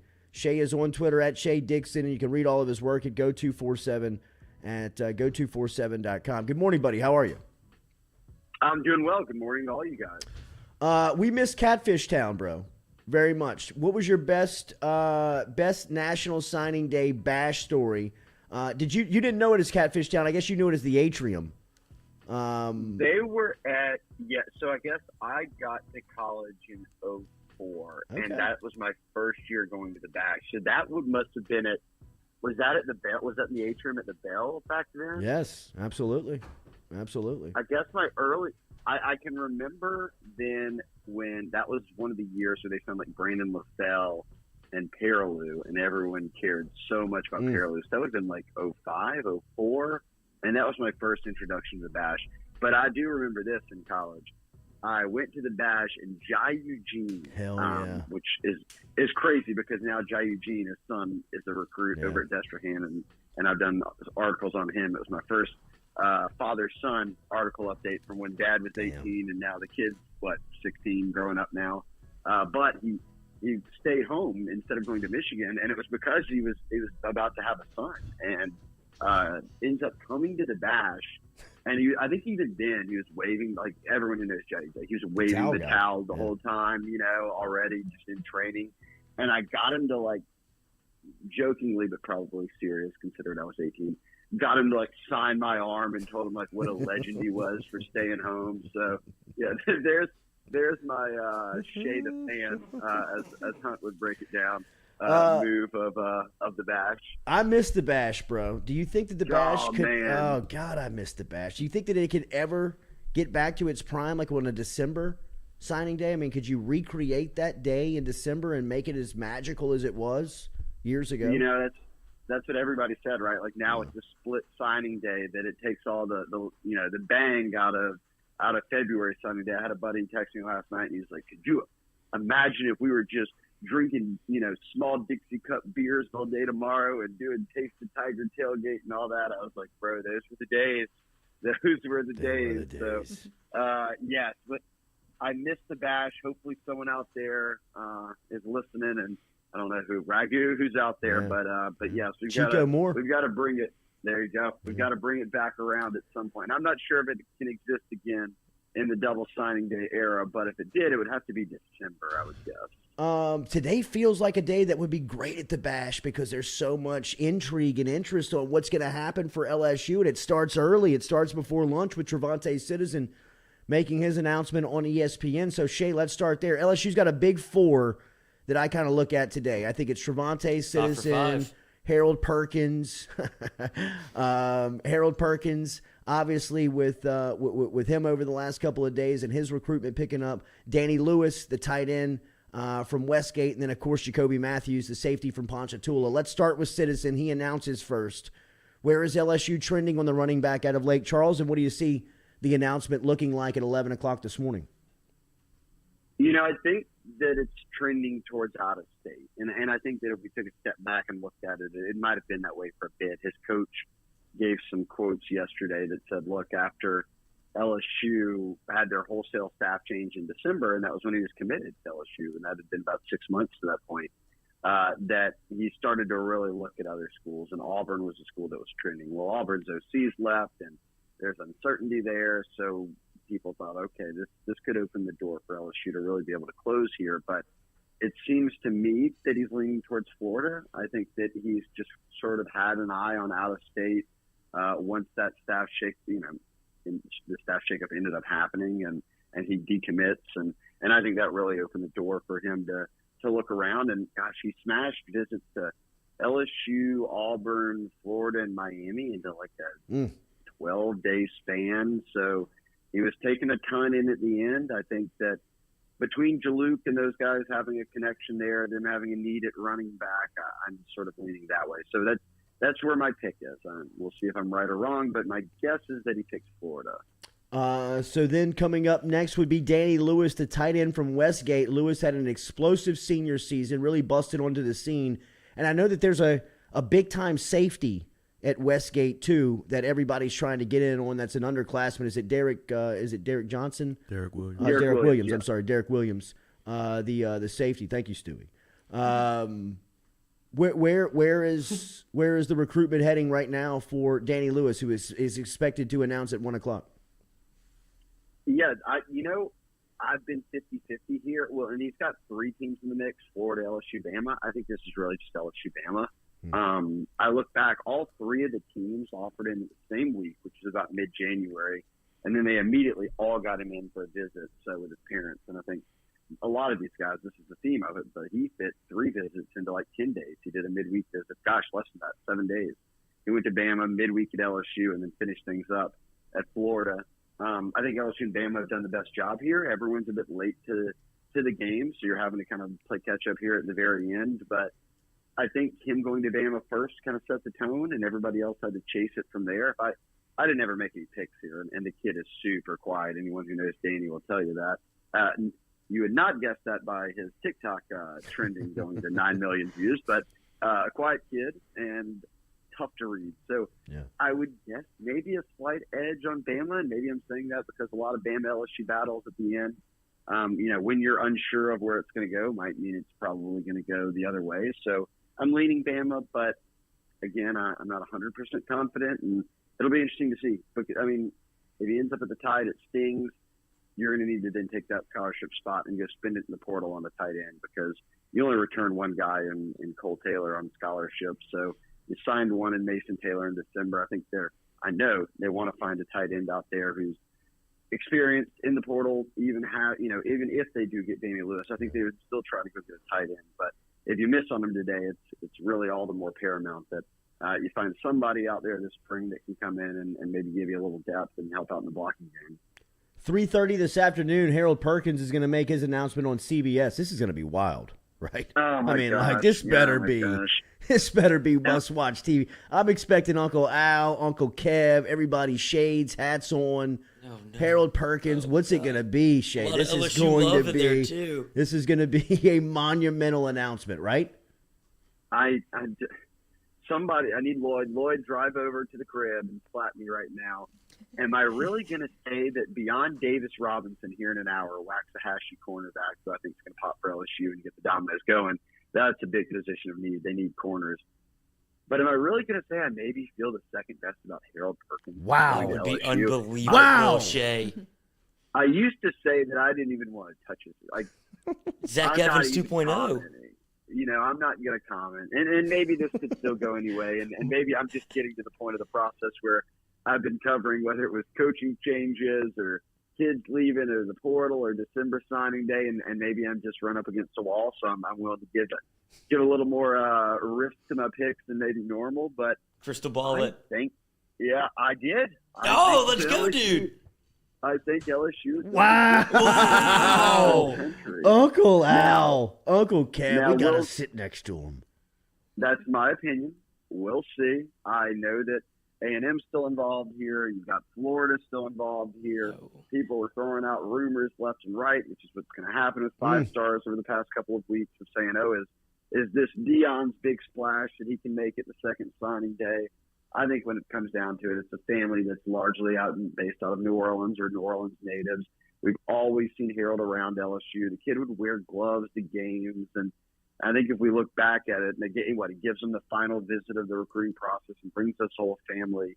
If we look back and he picks LSU, I think we could point to a lot of times where we said, man, well, he certainly appeared to be into LSU. He would be around all the time and sort of everything I just mentioned. So I think that's the direction this one's going, but it's Harold Perkins, so it's a bit of a guess as well. But I'm willing to stick my neck out there. I'll ride with it. It's signing day. Let's have some fun. Let's go. That a boy. If you are right and your crystal ball is correct, and LSU gets Harold Perkins, but only Harold Perkins today, is that still a win for LSU recruiting to get a massive 5-star like that with the new coach in town and what they kind of had to do through the transfer portal? If you even get one of these guys, does that still feel like a win for you? Well, I'd say this. I'd say that we'll see what happens with Jacoby Matthews at 6, and you don't ever want to – and they're in a battle. I can tell you they are in a battle with A&M right now, and you don't want to lose the top uncommitted player in the state to an SEC Perkins West does not rival. feel like A&M. Matthews, I'm saying. Matthews. Okay, Jacoby. Yeah, so Jacoby at 6, we'll see what happens there. You just don't want to lose the state's top uncommitted player at this point. Someone you've been recruiting for years as a program, obviously, to a school like A&M that's got to play every year. So, and certainly recruit against all the time. I've been, maybe just a slight edge to LSU, and I've sort of stayed there, but I want to see how the whole day goes. But if you pop Perkins, if you're popping a 5-star number 1 linebacker that everyone said will be impossible for someone to get and feel good about, yes, then that can help make a signing day. I'll put it this way, and I think they're going to get Davis Robinson, as I said. So I think that 2 or 3, maybe, and that's half the group is about what I would expect or shoot 5 for 5. or call realistic. Yeah, no, I did not say that, and that I would call realistic today. But here's the reality of it: is you're dealing with a whole coaching staff that's brand new. So beyond Brad Davis, and he signed all of his offensive linemen already. So everyone's now having to play and basically fit 2 years. And this is how one coach put it to me. He's not even on the LSU staff. He's on another staff. Said, hey, look, you got to remember with LSU right now, they're fitting 2 years worth of recruiting into a month. And that's tough. You don't know the ins and outs of every little recruitment like you would had you been on these kids all along as a staff. And because of that, you're not expected to go out there and just absolutely clean up on signing day. But what you are expected to do is in December, close strong. And the guys that Owen and them had committed that were willing to stick with you through the coaching change and stick with the program, get them in. And they did that. I mean, Walker Howard, Campbell, Emory Jones, Tolan, all those guys. So you got 13 in. Well, you're not about to go out at the next signing day and load up on another 13 guys that you're going to feel great about. So you had to hit the portal. And every kid they had in on a visit committed to them. They had a number of kids commit to them that weren't on visits, that just kind of said, hey, look, I hear the pitch. I see the need for depth or I see the depth issues and the need for me. I'm in. But ultimately they get 12 guys via that route and touched on every position. Some of them, line, corner, they took multiple guys, but every position, if you want to include Brennan coming back out of the portal, except tight end and kickers. So they've got a true freshman kicker in Dybert coming in. I still think tight end's a worry spot for me, so I'm expecting them to go out there in the portal and try to get a guy or two. But the reality is you combine those two things in an era right now, and I know a lot of the conversations coaches are having over these, this is not just LSU, this is everybody, all these big schools over these final 48 hours aren't like the ones you've always had and are used to it involving NIL deals. And, what's out there for me? What does y'all school have? And obviously schools can't always address that publicly, at least directly, but that's stuff you're having to balance now, which was, and that was not even there before, let alone just some sort of unknown, which is what it's become right now. It makes it a lot tougher to predict. I'm eager to see how the dominoes kind of fall today, and then we get into the 2023 class and start to look ahead. And then I think we'll really get a feel for how did these schools balance recruiting kids and NIL and everything like that. It'll be interesting. I think that coaches are having to do a lot of this learning here on the fly. How many of these conversations are coming down to NIL over the past 72 hours for all recruiters? I mean, for big name kids, I think a number of them are. And I don't know if that's like, I don't know if you're calling it like a money grab or something, but I think it's right now all these kids and parents are saying, hey, look, I'm seeing this in the news every day. What does it mean? Educate me on it. That's what a parent would say. And I know that, for instance, LSU and these other schools, they'll have presentations where they educate you on it. And this is how it works. And we don't facilitate it. You'll have these opportunities through other people. And we've seen, obviously, a guy like Gordon has headlined that push across multiple sports at LSU. So I know behind the scenes they're trying to come together and really figure out the best way to approach this. And it's not just Gordon out there, getting it done or being the face of it. And I think that will come with a little time. But it is, Jordy. There's a number of conversations I think are out there happening. And that's typical for signing day. We aren't acting like this, just happened yesterday. I think, gosh, it was Jimbo who said it on record jokingly. In fact, I think he said it with Josh Pate on a 24/7 signing day show in December. Jimbo said, well, this kind of conversations have always happened. It's just above the table now. So I think that it's not something you've never dealt with a fan. You've never dealt with before, yeah, right. But it makes it a lot different right now when these kids are curious of hey, what can I get when I get there? What opportunities are there for me when I get there? And as a coaching staff, you're saying, hey, look, we just got here a month ago. We're trying to figure that out as well. So I think there's a bit of that right now. And Florida seems to be making a push on NIL, right? I think A&M's getting a lot of the coverage and a lot of the hype. But for Florida to be making these last pushes on a lot of guys, not just the Louisiana guys that they're in on, it seems like they've got some NIL stuff that's brewing as well. I think every school is, when you're talking the who's who of schools, and I think they have to, right? And you've got to find ways to get creative or whatever it might be. But we'll see as whether it's legislation or just how schools approach it. But they'll figure it out over these next, year and into the cycle after that. But right now it's so fresh that hell, you've got Lane Kiffin calling out A&M for paying all their players, right. Which is, and I feel terrible for Lane. He's in Oxford, and they've never been able to pay players to go there. So that's obviously rough for him. I mean, I thought that was comical that Ole Miss of all people is complaining about. They're cheating. cheating. A bunch of guys. Yeah. Lane was like, we've never seen that type of class before at A&M. I said, I've said that before about Ole Miss, and that's why you're there now, Lane. But that's kind of where we're going. Is there, even these coaches are saying, hey, look, there's the have-nots and the haves, and it's making it unfair for us. And Robert I'm curious to see how all of this plays out ultimately. But yes, Florida, Bama, A&M, LSU, you name the school, Ole Miss, they're going to have to, organize themselves and be able to approach this in a way where you may not love it, but you've got to learn to, because it's here to stay, at least for the time being. Shea Dixon, Go 247, a very busy day. Make sure you follow him on Twitter at Shea Dixon. Way, dude. Is where you get him on the on social media and keep up with what's happening today. Any news on Matt House being on the recruiting trail? Any impact that the new defensive coordinator has made, or is what type of recruiter he is?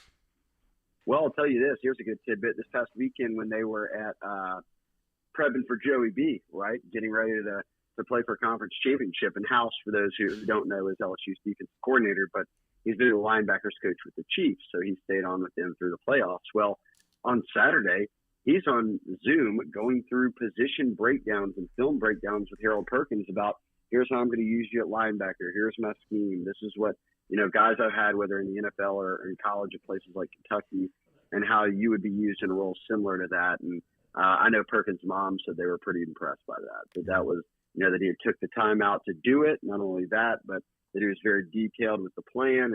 And I think he's been trying to help out as much as he can in ways like that, while he was with the Chiefs. But now that their season's done, he'll be down here this month, and that's the whole staff will be complete, and he'll be able to do all of his recruiting in person. But I did think that was cool, is that, gosh, I can only imagine if when you're prepping for Joe Burrow, I'd imagine I would tell folks, I ain't got no time for no Zoom, nothing. But it sounds like he said, look, you got a 5-star needs to talk to me. I can carve out some time. What is your schedule today? What is today like for you?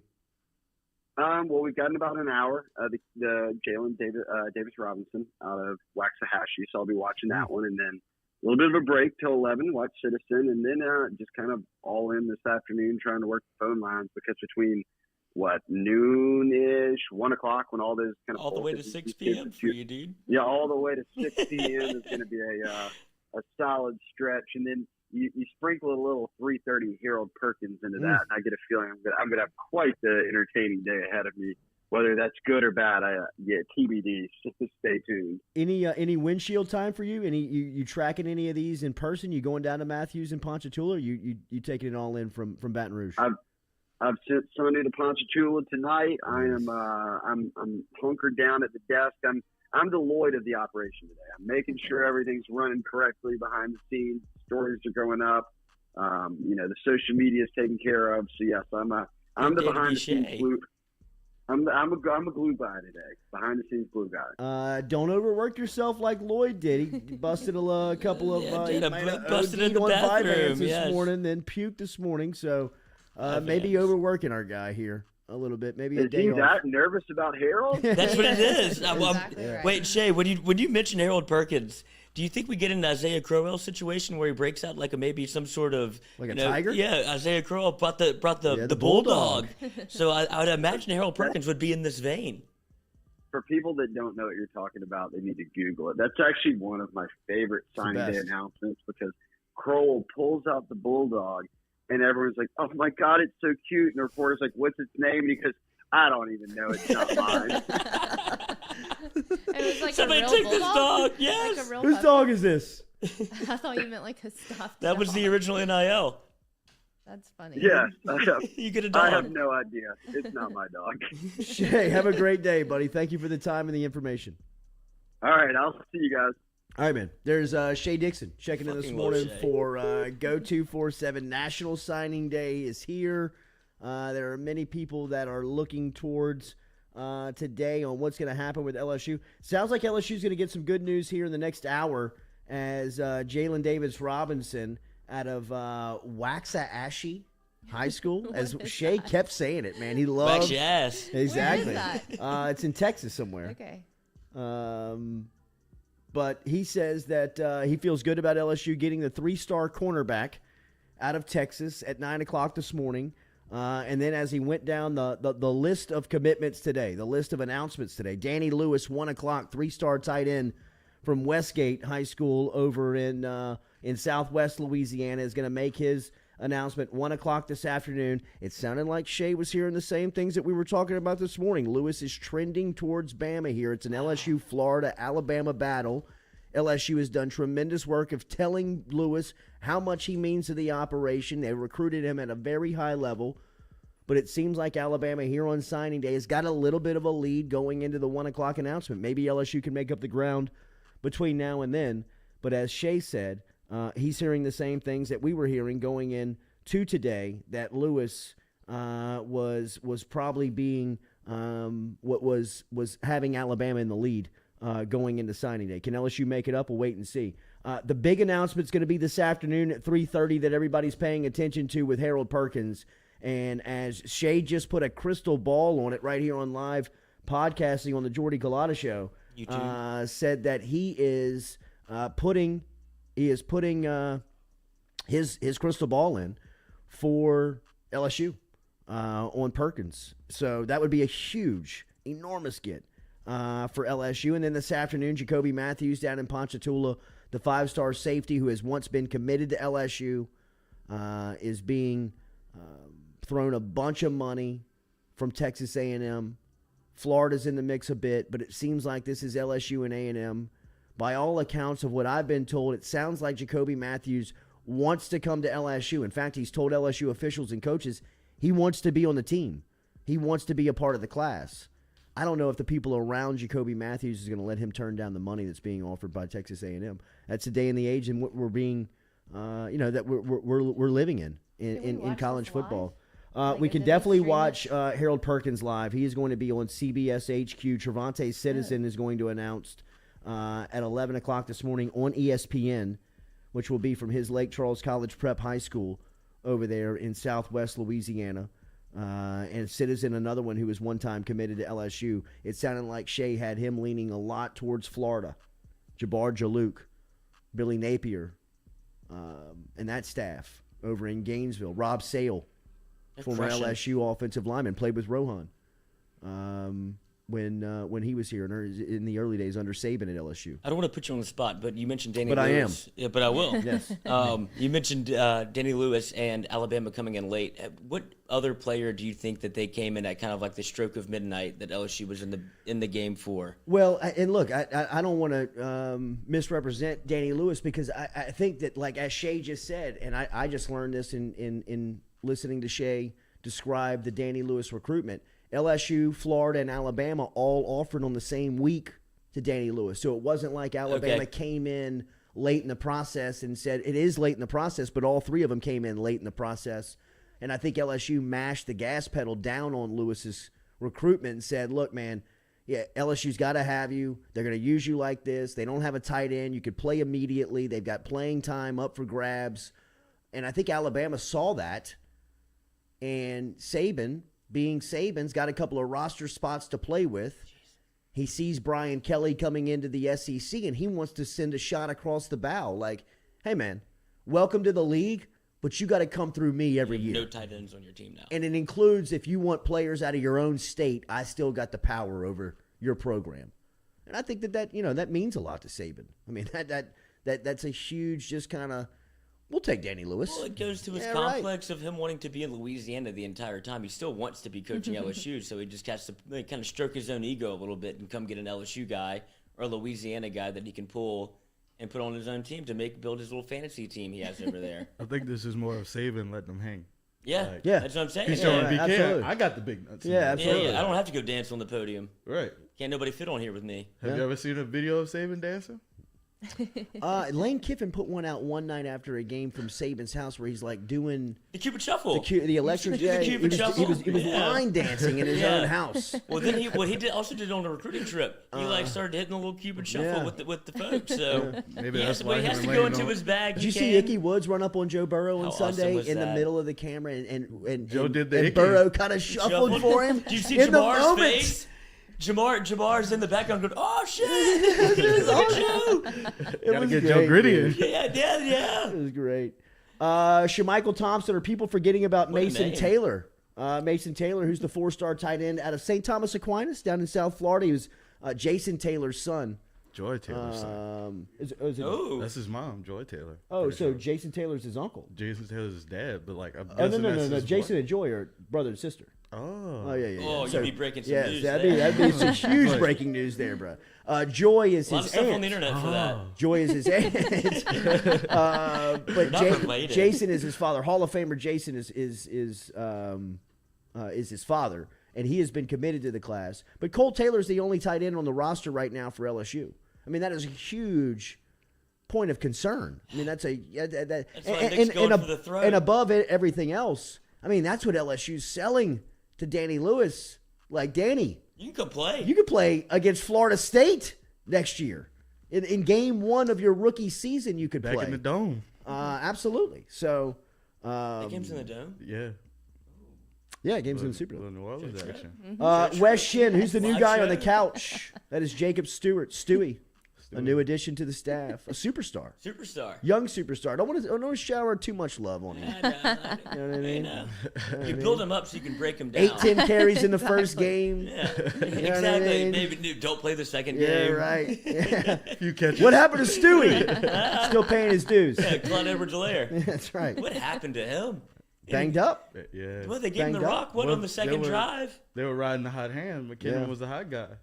I don't know. I had some Clyde Alabama vibes whenever he was just carrying people during that game. They never went back to him. So watch out, Stewie. Watch yourself. You end up throwing up in the bathroom. That's right. The boys' bathroom. Might use Katie's. Jury's out. Jury's out on that. All right, we're going to take a break. Be right back. Rohan's in studio. Yes. Let's see if we can't pull him in for a little conversation here. I don't know if he showed up ready to work, or we were talking a little shop, but we're going to apply a little pressure on number 6 before we get out of here and see if we can't talk to him. Obviously, he's got some insight on National Signing Day. 7-on-7 circuit is up and moving right now with F3 and what's happening with those guys out there. They just hosted a tournament out at Lamar Dixon last weekend. We'll ask him about that stuff, and we'll also get his thoughts on some of these guys that are going in to make their announcement today. Trevante Citizen, Jacoby Matthews, all of these guys that are going on to make their college announcements here today, a part of National Signing Day. You're watching the Jordy Culotta Show, driven and powered by Go Chevrolet. Remember, stop in and see our friends online at GEAUXChevrolet.com, GEAUXChevrolet.com. Rohan Davey next here on the Jordy Culotta Show. Does this count as a beard, bro? Is this a beard? Lord, from a man with a beard? Fuck no. You got a little. Got.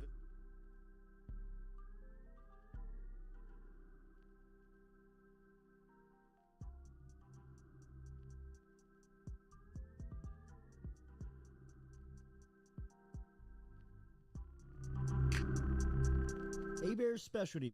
Do you have questions about your finances? Are you looking for recommendations from a skilled financial advisor? Get in touch with our friend Daniel Newman over at Edward Jones. You can find him easily by logging online and shooting him an email at daniel.newman@edwardjones.com. That is daniel.newman@edwardjones.com. Whether it is help with your 401k or just fiscal advice heading into the new season, get in touch with Daniel today. Best way to do it? Email him, daniel.newman@edwardjones.com. He's our experienced financial advisor. Let him be yours, daniel.newman@edwardjones.com. 7, 6, 5, 4, 3, 2, 1. You'll never have the sacred stone. Oh, this you crazy mother.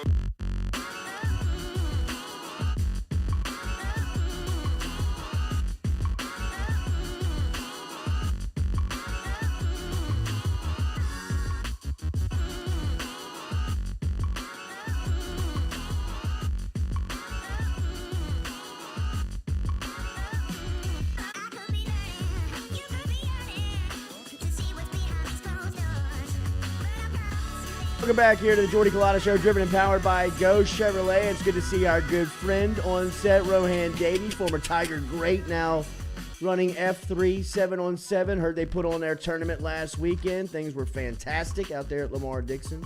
We'll get caught up on what's happening with F3. We'll also talk about Tom Brady's retirement, as Rohan was Brady's backup for 4 seasons in New England, 3 seasons in New England, a couple of Super Bowls later. It's good to see you, big fella. How you feeling? I'm good, man. What's happening? Good to see you, man. I know you battled the sickness just like everybody else did. How's the health, bro? I'm good, man. Shit. Took long enough, bro. Yeah. I know everybody that went through that, y'all. It was nasty, bro. It was nasty. What's going on with 7-on-7? I know that F3 hosted their first tournament of the season last week at F3, or excuse me, at Lamar Dixon. Yeah, man. We put on an event last weekend. It was a day. Thank God it was just a day. You put it on and be out there running and coaching and all this. It's our first one. So it was big. It was good. It was successful. We had to kick one team out. Really? Because they decided that they wanted to fight. So we disqualified the whole team. Damn. But it was good, Is that man. a problem on that circuit? Well, it's a problem because you have coaches and sometimes parents that are trying to live vicariously through these kids and not worrying about the development. They more get caught up in the gander and the talking and the trash talking, the stuff you can't do that you get penalized for. You know what I'm saying? So just got to keep that to a minimum. We will have sheriffs out there for the next one.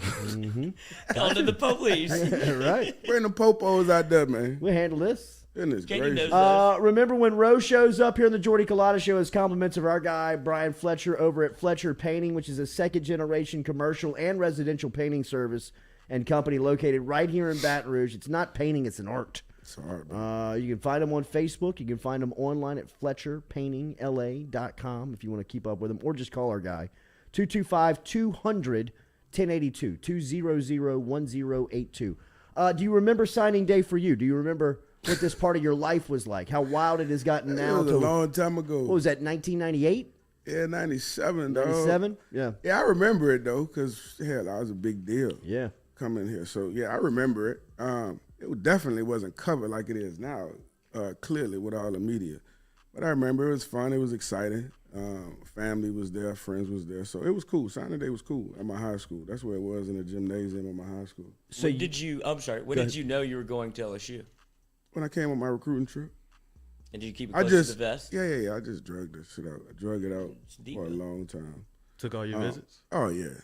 Took all of them. I mean, I was what were the 5? I went to Ohio State. Nice. Came here. I Too went cold, to Texas. Went to West Virginia. I went to all the Florida schools unofficially, but officially. Still going to them.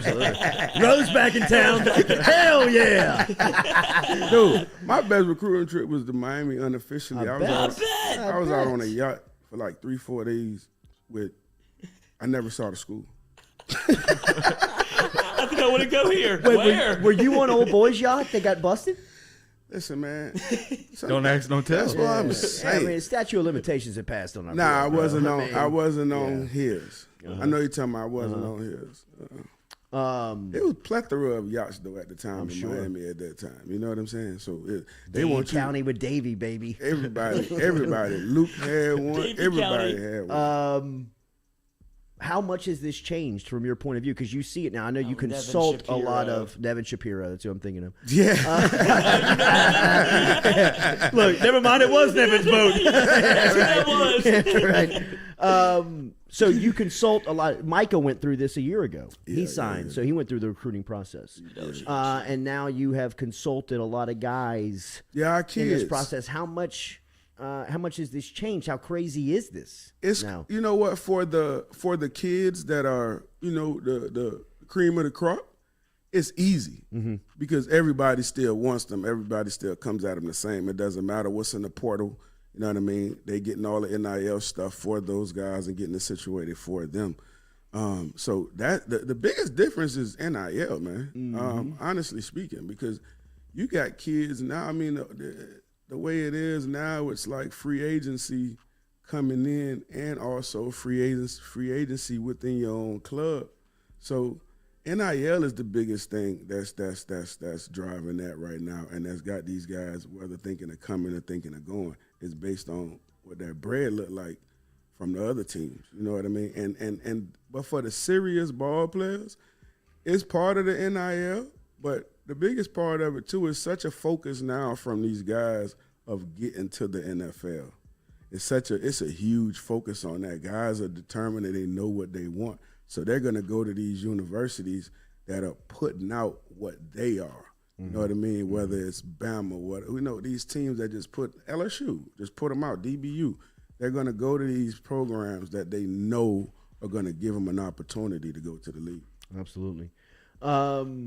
Have you had a chance to meet Brian Kelly? Yeah. What are your impressions of this LSU staff? I know Frank Wilson and you were very tight, but what are your impressions of this staff, and how do you think today goes for them, and what type of recruiting group do you think they are?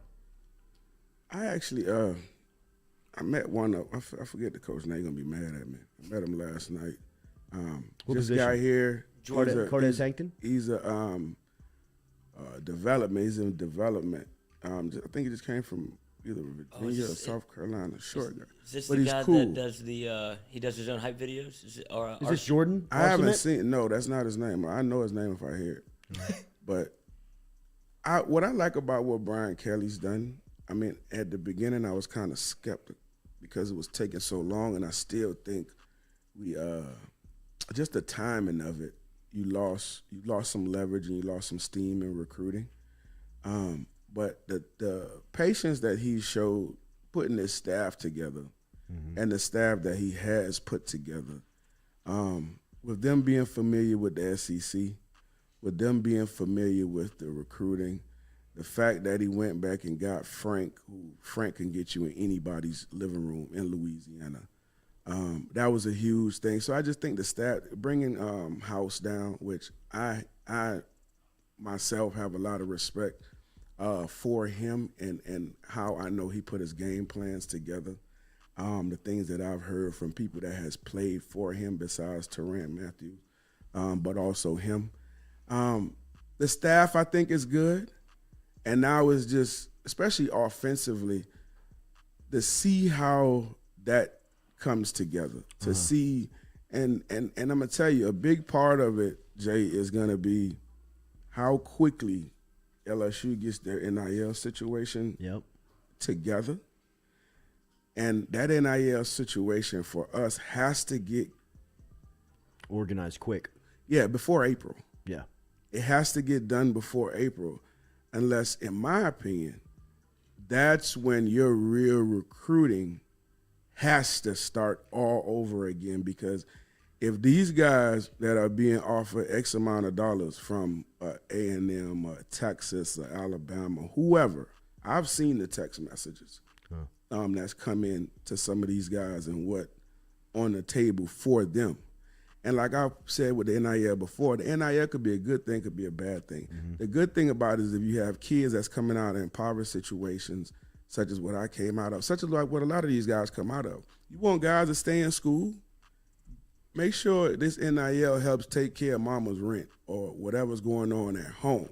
So now the kid's not stressing about sending money home or doing the stuff that we've seen before, whether it's selling jerseys or whatever it may be, so mama good, and now the kid's thinking about after 2 years, I'm going, I got to go to the league. The NIL can help keep them guys in school and also further their education, get your education, and not just that, it furthers your NFL career. Yeah. You know, so they got to get that situation straight and up to par with everybody else, and then we're going to put ourselves in the ball game. I don't think we're really in the game right now. I agree. Do you think they can get in the game before April? Well, I know personally that there's been some things in place over like trying to get worked up over the last about 3 to 4 weeks, but it's late, dog. It's late. Yeah. And they need help with that catering company. Man, they need help. You know what I mean? We need a conglomerate of people to come in and put that bag. They call it up. a collective or a collective group at like A&M. That's what they need. Texas. That's what we need. They need a conglomerate, a collective, whatever it is. And it doesn't need to be similar to what I've seen so far with like a guy getting represented by, say, I saw one with Gordon, like a guy getting represented. It needs to be in a full pot. And these guys, what they need to, and this is just a suggestion, this is what I think. The guys don't need to be representing, like, say, a airline or a law firm. it needs to, okay, these are the guys that supporting what we're doing, and these guys got to go out and read read the elementary schools, go to hospitals, do community work. You got to do that twice a week. I'm with the tweet about, McKernan's law firm, or tweet about whatever, but don't make it so I'm going up here taking a picture with this guy, that guy, that guy. Because at the end of the day, you still got to try to keep some kind of amateur status while you're still there. That's the impossible part, right? It's crazy. Yeah. It's crazy. And then, if you put it in a part, and now guys are getting, okay, you're getting 25% of this and 75% going home to your mom. Something like that. Because guys, you getting money. You're getting your Pell Grant. You're getting this other stuff. But that keep mama straight. You ain't got to worry about her. She ain't stressing you. You ain't stressing her. You can focus on your school work, focus on what you need to do here. And if you enjoy in college, you don't have to rush out and get to the NFL just so you can support mama or daddy, whoever. Yeah. I think that's the way we probably need to push this thing so these kids stay in school. How much would NIL have impacted your decision going in now, knowing what you know about it now, and if you were in college again, would that have weighed a factor for you? With what? Name, image, and likeness, like these deals. Man, I'd have went and got that money. For real. Especially at that time, especially with me, you talking about me personally. Yes. Because, a lot of people think that I played a lot at LSU. I didn't play a lot at LSU. Not until late. That's what I'm saying. So going into my senior year, I'd have got an NIL. I wouldn't have left LSU. I wouldn't have transferred or went anywhere. Nobody couldn't have offered me no money to leave, if that's the question. No, I wouldn't. No, I'm saying out of high school. Would you have looked at visits differently? Yes, I would have. I would have looked at. I still would have probably gone to the same places, but I probably would have. Conversations would have been different. The conversations would have been different, and I probably would have looked at a couple more schools just depending on what they were offering. You know what I mean? Because like I said, I'm coming out of a situation where, okay, if you can help me take care of my mom, you definitely going to be in the conversation, or consideration. From a former quarterback, a former NFL player, and a college standout, what are your thoughts on Jim Harbaugh? Looks like he's going to take the Minnesota Vikings job. Wow. Really? Yeah. I don't know. I haven't really been keeping up with since Michigan. Everything ended. Haven't really but you know what? I think about Harbaugh, right? When he was in San Francisco and almost won it. He went to Michigan and been fighting to try to win it since he's been there. Really been fighting for credibility. Absolutely. Since he's been there. Got his first opportunity at real credibility this offseason, this playoffs, and got his behind whooped. Seeing his brother at Baltimore for that long, I understand the competitive thing with it, but I always thought Harbaugh was an NFL guy. Yeah, me too. I did. I always thought he was an NFL guy, and I'm not surprised he's going back. I've always thought that he would find his way back. I looked at it as similar to when Coach Saban left us and went to the league, wanting to tip your toe in there to see what it was like. You got all these Coach Belichick, and these guys that's they're your guys. So you want your chance at it. And I think that's what it was. And Harbaugh would have an opportunity to go back to Michigan and coach at Michigan. He had to give it a shot. But I always thought he was an NFL guy. I'm not surprised. I did too. What kind of, from your point of view, dictates an NFL guy? Is it just the recruiting aspect of college football, or is the relationships different from college to the league? I mean, it's the development. You know what I mean? Like at the NFL level, guys come in, you expect certain things of them. That's why I didn't think Cam Cameron at LSU. I never thought he was great hire for LSU because Cam is an NFL guy, and he wants you ready. He don't want to coach you on reads. He don't want to coach you on footwork and stuff like that. He want to coach you on the game plan and who we attacking and stuff like that. And I think Coach Harbaugh, I do think that he's a teacher because he's a quarterback, and in my opinion, I'm biased. All quarterbacks love to teach. So I think going back to Michigan, he had that opportunity. But I always think that he was a guy that just want to go. He wants to dive into game plans, and he wants to dive into taking apart a defense. He don't want to go into the little things. Maybe early on he did by teaching these guys, but I think he's over that part of it. What'd you make of Sean Payton stepping away? I thought it was coming. I did. I thought it was coming. And, bro, I can't help but just I think that Sean Payton, after a year, I think that his rights with the Saints is still going to be there. I think the Dallas Cowboys are going to give up everything they want to get him, and I think he's going to end up being the Cowboys' next coach. Is he worth it? He's worth it. He's worth every freaking dollar. What Sean Payton did this year with the New Orleans Saints and that debacle of what he had on offense, if he had the Dallas Cowboys off this year with all that talent they had and no injuries, they just had some bullshit play calling and some BS playing. Man, Sean Payton, listen, man.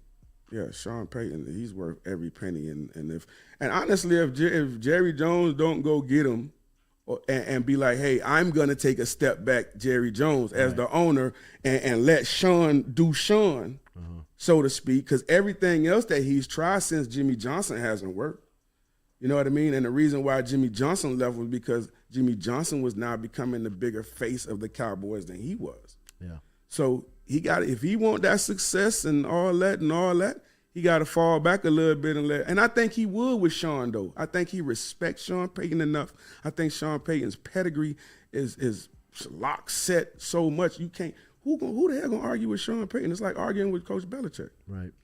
You know what I mean? And I think Jerry tried his last hand with Mike McCarthy. Like that guy was just basically a stand-in for him. And now Jerry realized, like, I need a guy. Yeah. And Sean Payton's out there, like, it all makes sense. And for him McCartney, to be able to I'm not bashing McCartney. I think he's a solid coach. No, I'm not gonna bash him. He did great. He's had a winning records too as well. You know what I mean? I'm not gonna bash him. The Cowboys have been the damn Cowboys and doing all the lifting hopes and killing dreams before he got there. Yeah. You know what I mean? He just coming in. Zeke right there. He just coming in trying to man the ship. I don't blame him, but he's not what they need. Them guys are too undisciplined, man, and they're way too undisciplined. What is Peyton's genius? What is it like? Is it his scheme?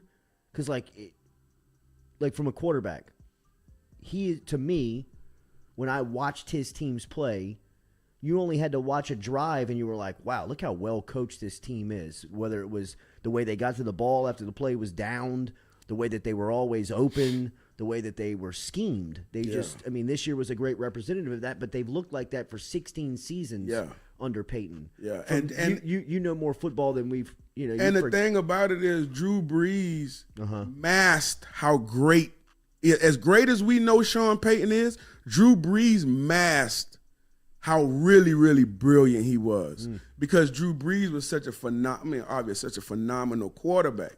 So passes, even things that we saw, everybody equated it, oh, that's a great pass, it's a great this, it's a great that. But what it did was show you with Michael Thomas being out, Kamara being out for so much time. Now you got guys, he put guys in position. He understands strengths and weaknesses. And he put all his guys in the best position for them to be successful. And he also understands weaknesses on defense, and he understands how to make a play or 4 or 5 plays look like the same play, but there's one slight little difference that makes the entire play. I mean, the entire play. And the other thing was brilliant about him this year is he understood how to move the football by going horizontally with those guys because he had Taysom here, because he had 11. Kamara, he understood that. He understood what his strength was at the offensive line. That's what I'm saying. They talking about, it's a lot of candidates for Coach of the Year, but boy, this year right here, it's like they need to have a couple co-coaches of the year because these coaches, Sean Payton did a phenomenal job, dog, this year. Phenomenal job. Phenomenal. Your former teammate, first ballot Hall of Famer, maybe the best to ever do it in any sport. Tom Brady announced his retirement 24 hours ago. What was that like when that hit you? I thought he was capping. I thought it was all cap, man, and I still do to an extent. You don't believe it? I kind of don't. It was, and don't get me twisted. Like 12 is that type, you know what I mean? Like, boom, boom, hit you with something suddenly, But I know him and his wife they've been talking and going back and forth about him retiring the last few years. From all the things that he said in the media and everything I've heard him talk about, it surprised me. It surprised me, but I don't think it's over. I just don't think it's over. You know, when that twitch come back for him, that itch come back for him, you know, if he's totally done though, that's the thing about dude.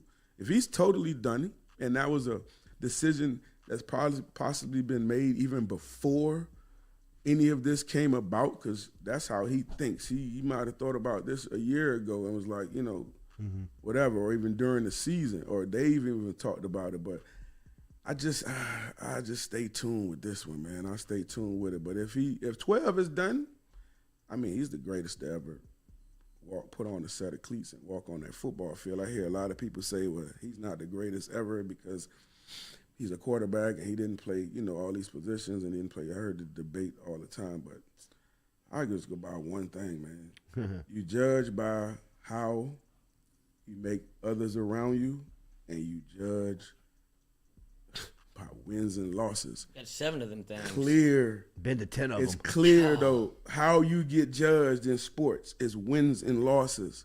That's it, and how you affect everybody else around you. The man's played in 10, won 7. He's been in the league 22 years. 22. Yep.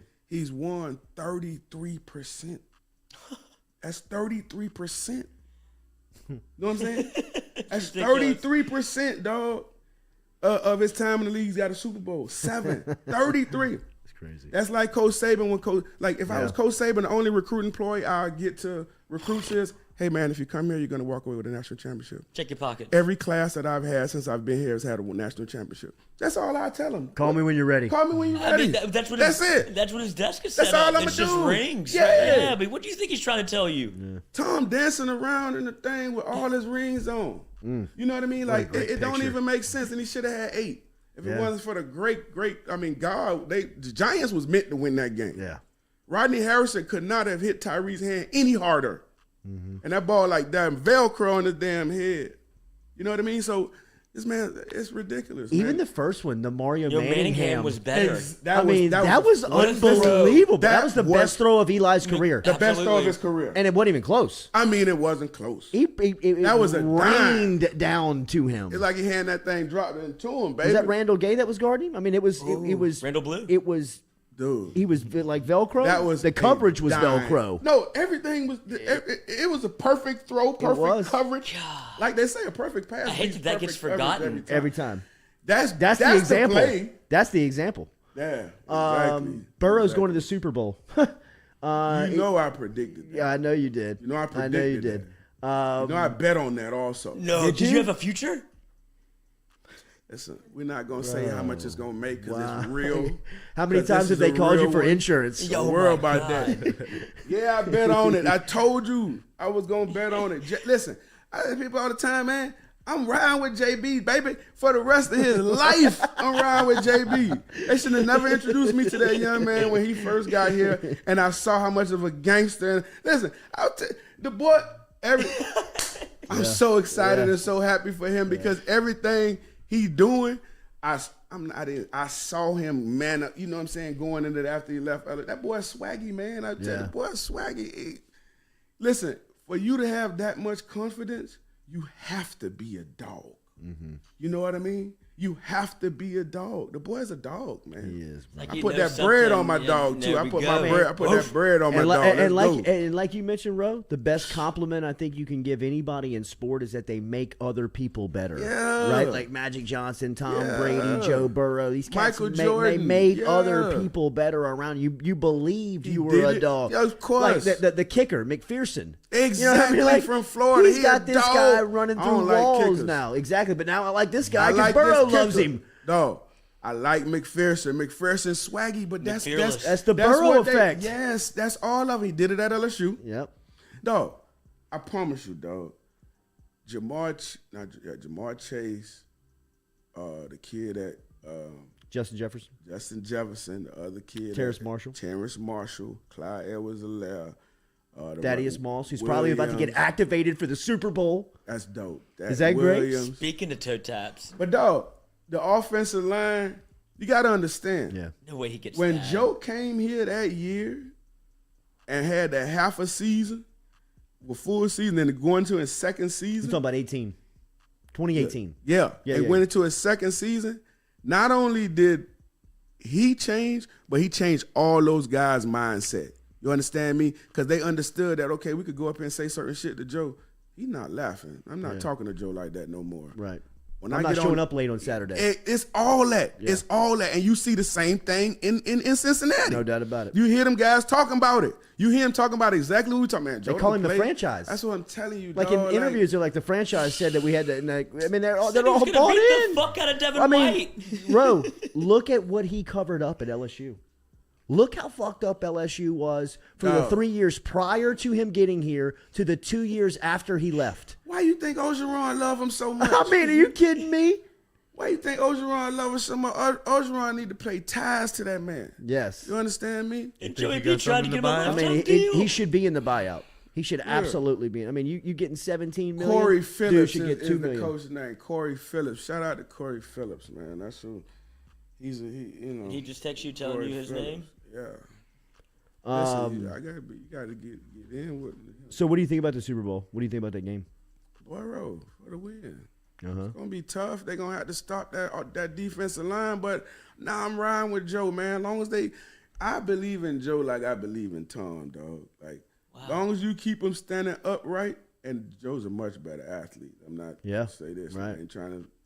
Joe, don't hate me for that, baby. No, Tom. No, Tom can hate me. Nobody don't care about Tom. He'll be back next year. Sure, Tom coming back, man. Listen, Joe, man, we riding with the Bengals, dog. We riding with the Bengals. I think that it's gonna be tough. It's gonna be tough because I think they're gonna put Ramsey on Chase. That's gonna be 50-50. Both of them some dogs. Dude, that's gonna be 50-50. They are gonna be barking in pregame. Real dog. That's gonna some dogs. I mean, that's a couple of alphas. Oh, that's some dogs. That's uncaged alphas. I'm telling you. And then listen, I'm gonna tell you now. Poor Eli Apple. They're going to have to control Aaron Donald, dog. Oh, my God. Lord Jesus Christ. Oh, my God.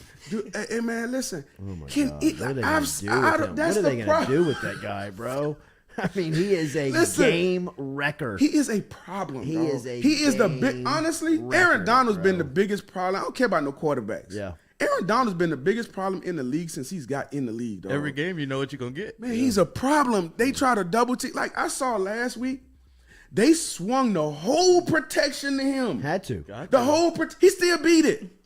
Man, he's got knobs out there. They showed him he still beat it. I mean, boy. And now Von Miller's playing good. Von Miller's turning up right now. So now you can't double him. You can't double him. And then they forget about I don't know his name, but they got 91. The big white boy. 91. They got the big. They him. Yeah. 91. He's a problem now. Yeah, he is. Him. I saw him because they were getting through. They were double teaming Donald. Donald. Then they tried to swing the chip on Miller. And I said, who is that big white boy? He coming through there. Mean. Little. Little. That's his name. No, Greg Gaines. Yeah, Greg Gaines. Greg Gaines. Looks like he served a bid. Yeah, he did. Yeah, he did. He looked like he out one of them Russian prisoners. Absolutely. He looked like he come Got out one of them. tattooed in that joint. Listen, man, he We're looked gonna like kill everybody and fuck all your women. Exactly. Where's the foot gun? Dude, You go ahead, bro. Right this way. I don't like her. Right this way, buddy. Where are you? Come on. come on in. Yeah, right. Dude. I brought Aaron with me. Joe, Jesus. They're going to have to get it out of his hands, dog. Right. Isn't that the problem? Like, I know you got to rob a Joey B, and I'm with you, but No, that's the problem. that offensive line versus that That's the defense line, nightmare. it's the worst matchup they the Bengals could suck. have. That offensive line sucks. What do you do to combat that Listen. if you're the Bengals? It's the last Bengals. game, dog. It's the last game. Pro Bowl. Ain't nobody worried about no Pro Bowl. It's the last game. You do whatever you need to do to keep Joe safe. Okay? Yeah. He ain't sliding. Yeah.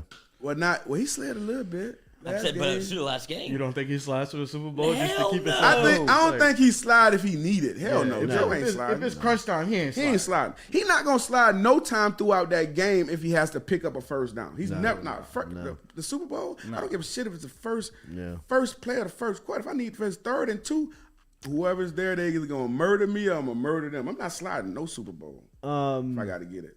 They've got to fix. I mean, priority number one in the offseason is the offensive line. Yeah, Can't believe they're you in got the Chase. I know. You got T. You have two. You have two number one Bona receivers, fides. in Yep. my opinion, in Cincinnati. Of Stud course, running Chase back. is the Right. Is the He's the one you pay. correct. Yeah. But T. Higgins is a monster. Mm-hmm. Now that tight end losing him is That was gonna a hurt. big, That Uzomah. Uzomah. Yeah. But the other kid that came in played fine. That big kid played fine. The problem is gonna be, man. Honestly, they're gonna have to get Joe Mixon off. Mm-hmm. They're gonna have to run the ball a little bit to slow that damn pass rush down. Cause that pass, Lord have mercy. I just don't know how they're gonna be able to hold. I'm rooting for the Bengals, but I just don't know how that offensive line, because they've been horrendous, dude. I mean, they've given up the most sacks in playoff history thus far. 9 in the first game. And he gets crushed. That's the other thing. I mean, he Dude. gets lit. But yeah, up. offseason, they're going to have to get that offensive line right, whether it's free agency through the draft. But they're going to have to get that offensive line because you know what you got, dog. You got somebody that could there for a long time. You got the receivers. You got the running backs. You got the nucleus. You got the And nucleus. they're all young. Yeah. They all young. Hendrickson's a stud. Let's set that line now. Yeah. Left Agreed. tackle and left guard got to be set. You know anything about the guys that are supposedly committing today? Trevante Citizen. This is the one thing I know. It's going to be some fireworks. It is. It's going to be some fireworks today. And it's because of NIL. Yeah. It's because of NIL, and it's because the NIL situation is not fixed, but it's getting close, and some people have stepped up to show their love for the university. And it'll be some fireworks today because of that. I know that. Yeah. How did you pick a hat? What did you do on signing day? Just sign the paper? It wasn't all them extravagant stuff that you see now. You know what I mean? Like Maybe I not even had the hats on the scholarships in front of me. I had the hat on. I walked in with the LSU hat on. Like I wasn't tripping. I knew. Who were your everybody knew what I finalists? was doing. Miami. No, I had to get out of Miami.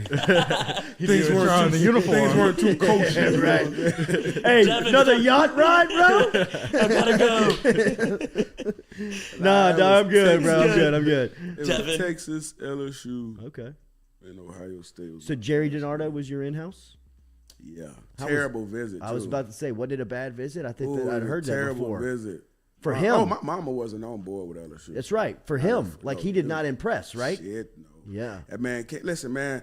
For y'all coaches out there that's listening, you can't go into the hood and my mama and kids' moms invite you guys in.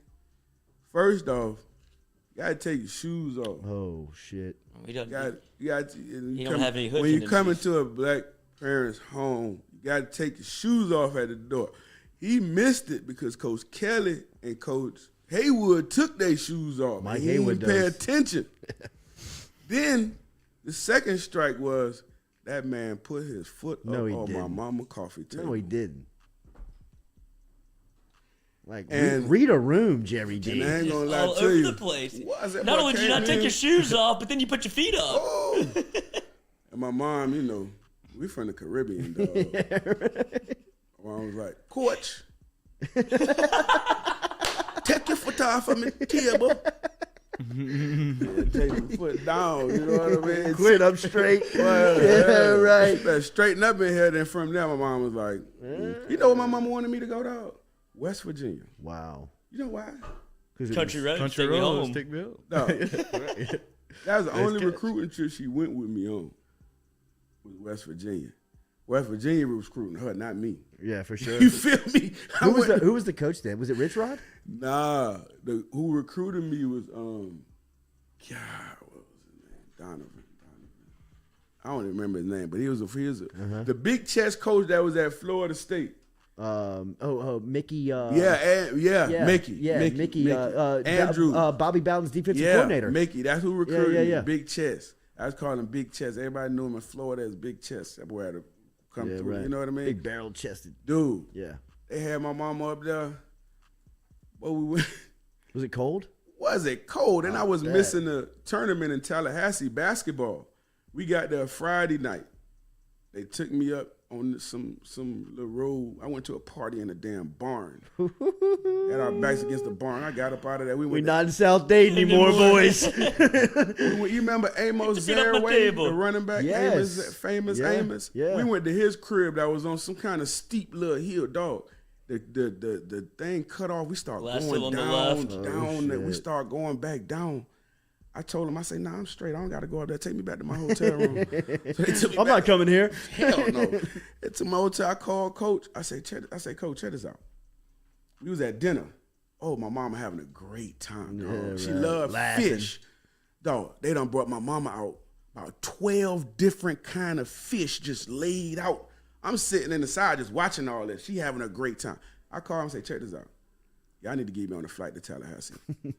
I want to go play in the basketball tournament on basketball team. I said, it's too fucking cold up here in my hotel room. My bed sheets are cold. Everything cold. I said, I got to go. They was like, well, what about your mom? I said, shit, y'all could keep her. Yeah, right. She ain't going nowhere. She's straight. Yeah, right. She's all West Virginia. Yeah, I left her out of there. She's good. Yo, I flew out.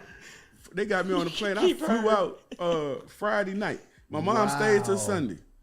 Yeah. Oh, she went on the official visit. Yeah, that's why I say they recruited her. She stayed the whole time. Don Nealon, was that the coach? That was the coach, Don Nealon. Yeah. Doc Holliday, who recruited me. Doc Holliday. Oh, Great name. Boy, Doc came in. Doc was the South Florida recruit, though, for West Virginia. Wow. Yeah. Hey, Doc Holliday. Took his shoes off at the door. Oh, yeah. Right. Barefoot. But listen, absolutely. Doc showing up with presents and everything. Yeah. Doc ain't playing. Hey, you're a fish eater, Miss Davey. Yes. That's right. Send 2 cases. Yeah, that's right. Doc ain't playing. Come in. Oh, yeah, Doc ain't playing. Should be fireworks today, though. Yeah, I agree. From what I'm hearing. I agree. What's next for F3? Man, we got another tournament at Lamar in 2 weeks. I think it's on the 12th for the youth again. And then that following week, we got this will be our second big tournament from Panama. We went to Panama 2 weeks ago, and the 18s lost in the chip, the 15s won it. And then this past tournament, the 15s won it, and our 10s won it. Our 18s ain't played yet. You know what I mean? Like our Juice ain't played yet. Then after that, we go to Tampa. We go to Houston. Who's going to be the quarterback for your 18s? That's Ricky. Oh, okay. So Ricky Ricky's Collins. back. Ricky's back. And then our other quarterback is Mac Howard, which is the #1 player in Alabama. Wow. Quarterback in Alabama. Threw for 6,500 yards last year and 56 touchdowns, state champion, all that, you know. Pizzazz. Yeah, all that. Are the SEC states doing like what you're doing on 7-on-7? Is it as fast and catching on as much as it is in Louisiana? I mean, that says a lot that the #1 player in Alabama is playing in Louisiana. Yeah, but see, it's a connection there because his dad played at LSU. Okay. And he reached out. He's a great kid. Gonna be a phenomenal quarterback. Notre Dame, everybody out there on Ole Miss, I think, didn't offer them. So is LSU on him? Well, I think LSU will probably get on him a little bit now because Brian Kelly actually did recruit him at Notre Dame. But listen, man, the Walker Howard experiment is real. Yeah. You know what I mean? So he was in here yesterday. Yeah, it's a real experiment. And Walker, you know, because of the talent that is him, pushes a lot some of people off. But I don't think it'll scare Mac. Mac a dog, man. And Mac ain't scared of nothing. I done seen him at tournaments, and he done came up to me like, Mac could get it done. And they know each other. Like, Walker, they both know each other, Jamie, and they know each other. You know the LSU connect. Mac's dad played at LSU, played linebacker with Verge Osbury. So, you know, that's the connection there. But, they two phenomenal guys. They went at it last year. Wow. Phenomenal. Jacoby, I'm anxious to see what happened with Jacoby, though. How comfortable was Frank Wilson in this role at LSU? That's Frank role, dog. Frank is very comfortable in that role and in this position of, you know, it's kind of where he's always tried to be. Besides didn't he being recruit a your head son? coach. Yeah, besides Absolutely. being a head coach at McNeese, I think he's going through all that in San Antonio, and I think Frank is back where he truly wants to be and where he truly belongs. I think that when you go from LSU and then you go down, so to speak, a step down is what he's been doing, trying to find his own niche, head coach and opportunities and things of that nature. I think that you realize that, you know, in a lesser role sometimes, but with the same respect, but with everything that comes with it, I'm a little bit more comfortable. So I just think Frank is definitely in his environment right now. What was it like when he recruited your son? Like, I know you already know him, but what was that recruiting experiment like? You know, for me, it was different because I had a relationship with him already. So a lot of it was just trust. You know what I mean? I knew him as who he was, the man he is. I understand the business part of it through recruiting. So everything with me and him has always just been, you know, just be 100 with me. Just tell me what's going on. Yeah, tell me. Yeah, Frank ain't doing that. Frank ain't tripping. Frank coming there with slippers to put on. You know what Cashmere. I mean? Yeah, that's how you walk. Oh, no problem. I actually brought Frank, you a pair, too. Exactly, man. Frank own it. They own it. They own it. They own it. All them coaches own it. I like the staff. I do. I really do. I like the staff. I think it took a long time, but I like the staff. I think House is going to be good. I think the OC is going to be good. I think that the biggest thing now with us is, man, getting this damn NIL thing straight. So we keep guys, because I promise you, dog, if our NIL situation don't get all straight, three of them today. Get all four of them today. You get all of them. Yep. But going forward, if it's not up to par, you're going to have a fucking mass exit of guys come spring. Well, I think today's a great example. If you have it right, you get your homegrown you get Matthews for sure. And Matthews is still up in the air. I don't think it's signed, sealed, delivered anywhere. Oh. He's coming. But if NIL is in place, it's done deal. For sure. It's done. It's already over. No doubt about it. It's over. No doubt about it. That's Rohan Davey. We got some cool stuff in the works of some projects coming up here that you'll be paying attention to. Lloyd is here. We're sending Lloyd home to go get his color right. I feel better. It's all right. I don't care. Get out of here. Katie and Jay Stu on the couch as well, as we appreciate you being here for National Signing Day. Anything pops, we could go back live throughout the day. We'll let you know. Stay involved with us on social media. Be back live. Like, I'm not leaving. Share. We're going to be back live. 10 minutes from now, we will have an announcement. It seems like Jalen Davis Robinson out of Texas, the 3-star cornerback, as Shea said just about an hour ago, he is trending towards LSU. It looks like he's going to make that official here in about 15 minutes. Can you run down the rest of the list? Do you have it in front of you? Today, announcements and times of notice to be on watch for. Trevante Citizen, running back out of Lake Charles, Louisiana, is making his announcement at 11 o'clock on ESPN. Danny Lewis, the tight end from Westgate, is making his announcement on his Instagram at 1 o'clock this afternoon, as he will be live on his Instagram at 1 o'clock from Westgate High School. Harold Perkins, the 5-star linebacker out of Texas, seems like he's trending towards LSU. 3:30 announcement on CBS. He's making that on CBS HQ if you're looking for it on digital properties. And then Jacoby Matthews is going to make his announcement at 6 o'clock this afternoon with LSU, Florida, and Texas A&M on the table. That'll be a 6 o'clock announcement. That'll also be featured on CBS HQ this afternoon at 6 p.m. if you want to keep up with that. We will be going live in and out through the day. 2 other ones to watch, as we said. Jalen Davis Robinson going to go here at about 9:15, about 9:20, and he's expected to go in a couple of minutes. And then wide receiver Caleb Douglas has come down to LSU, Florida, is going to make his announcement at 1:30 this afternoon. He said he's going live. And he'll be live on his Instagram, right? Yeah. Okay, so on his Instagram, between 1:30 and 1:45. 1:30 and 1:45. Yeah, it does. Florida's trending there. So watch out. We'll let you know.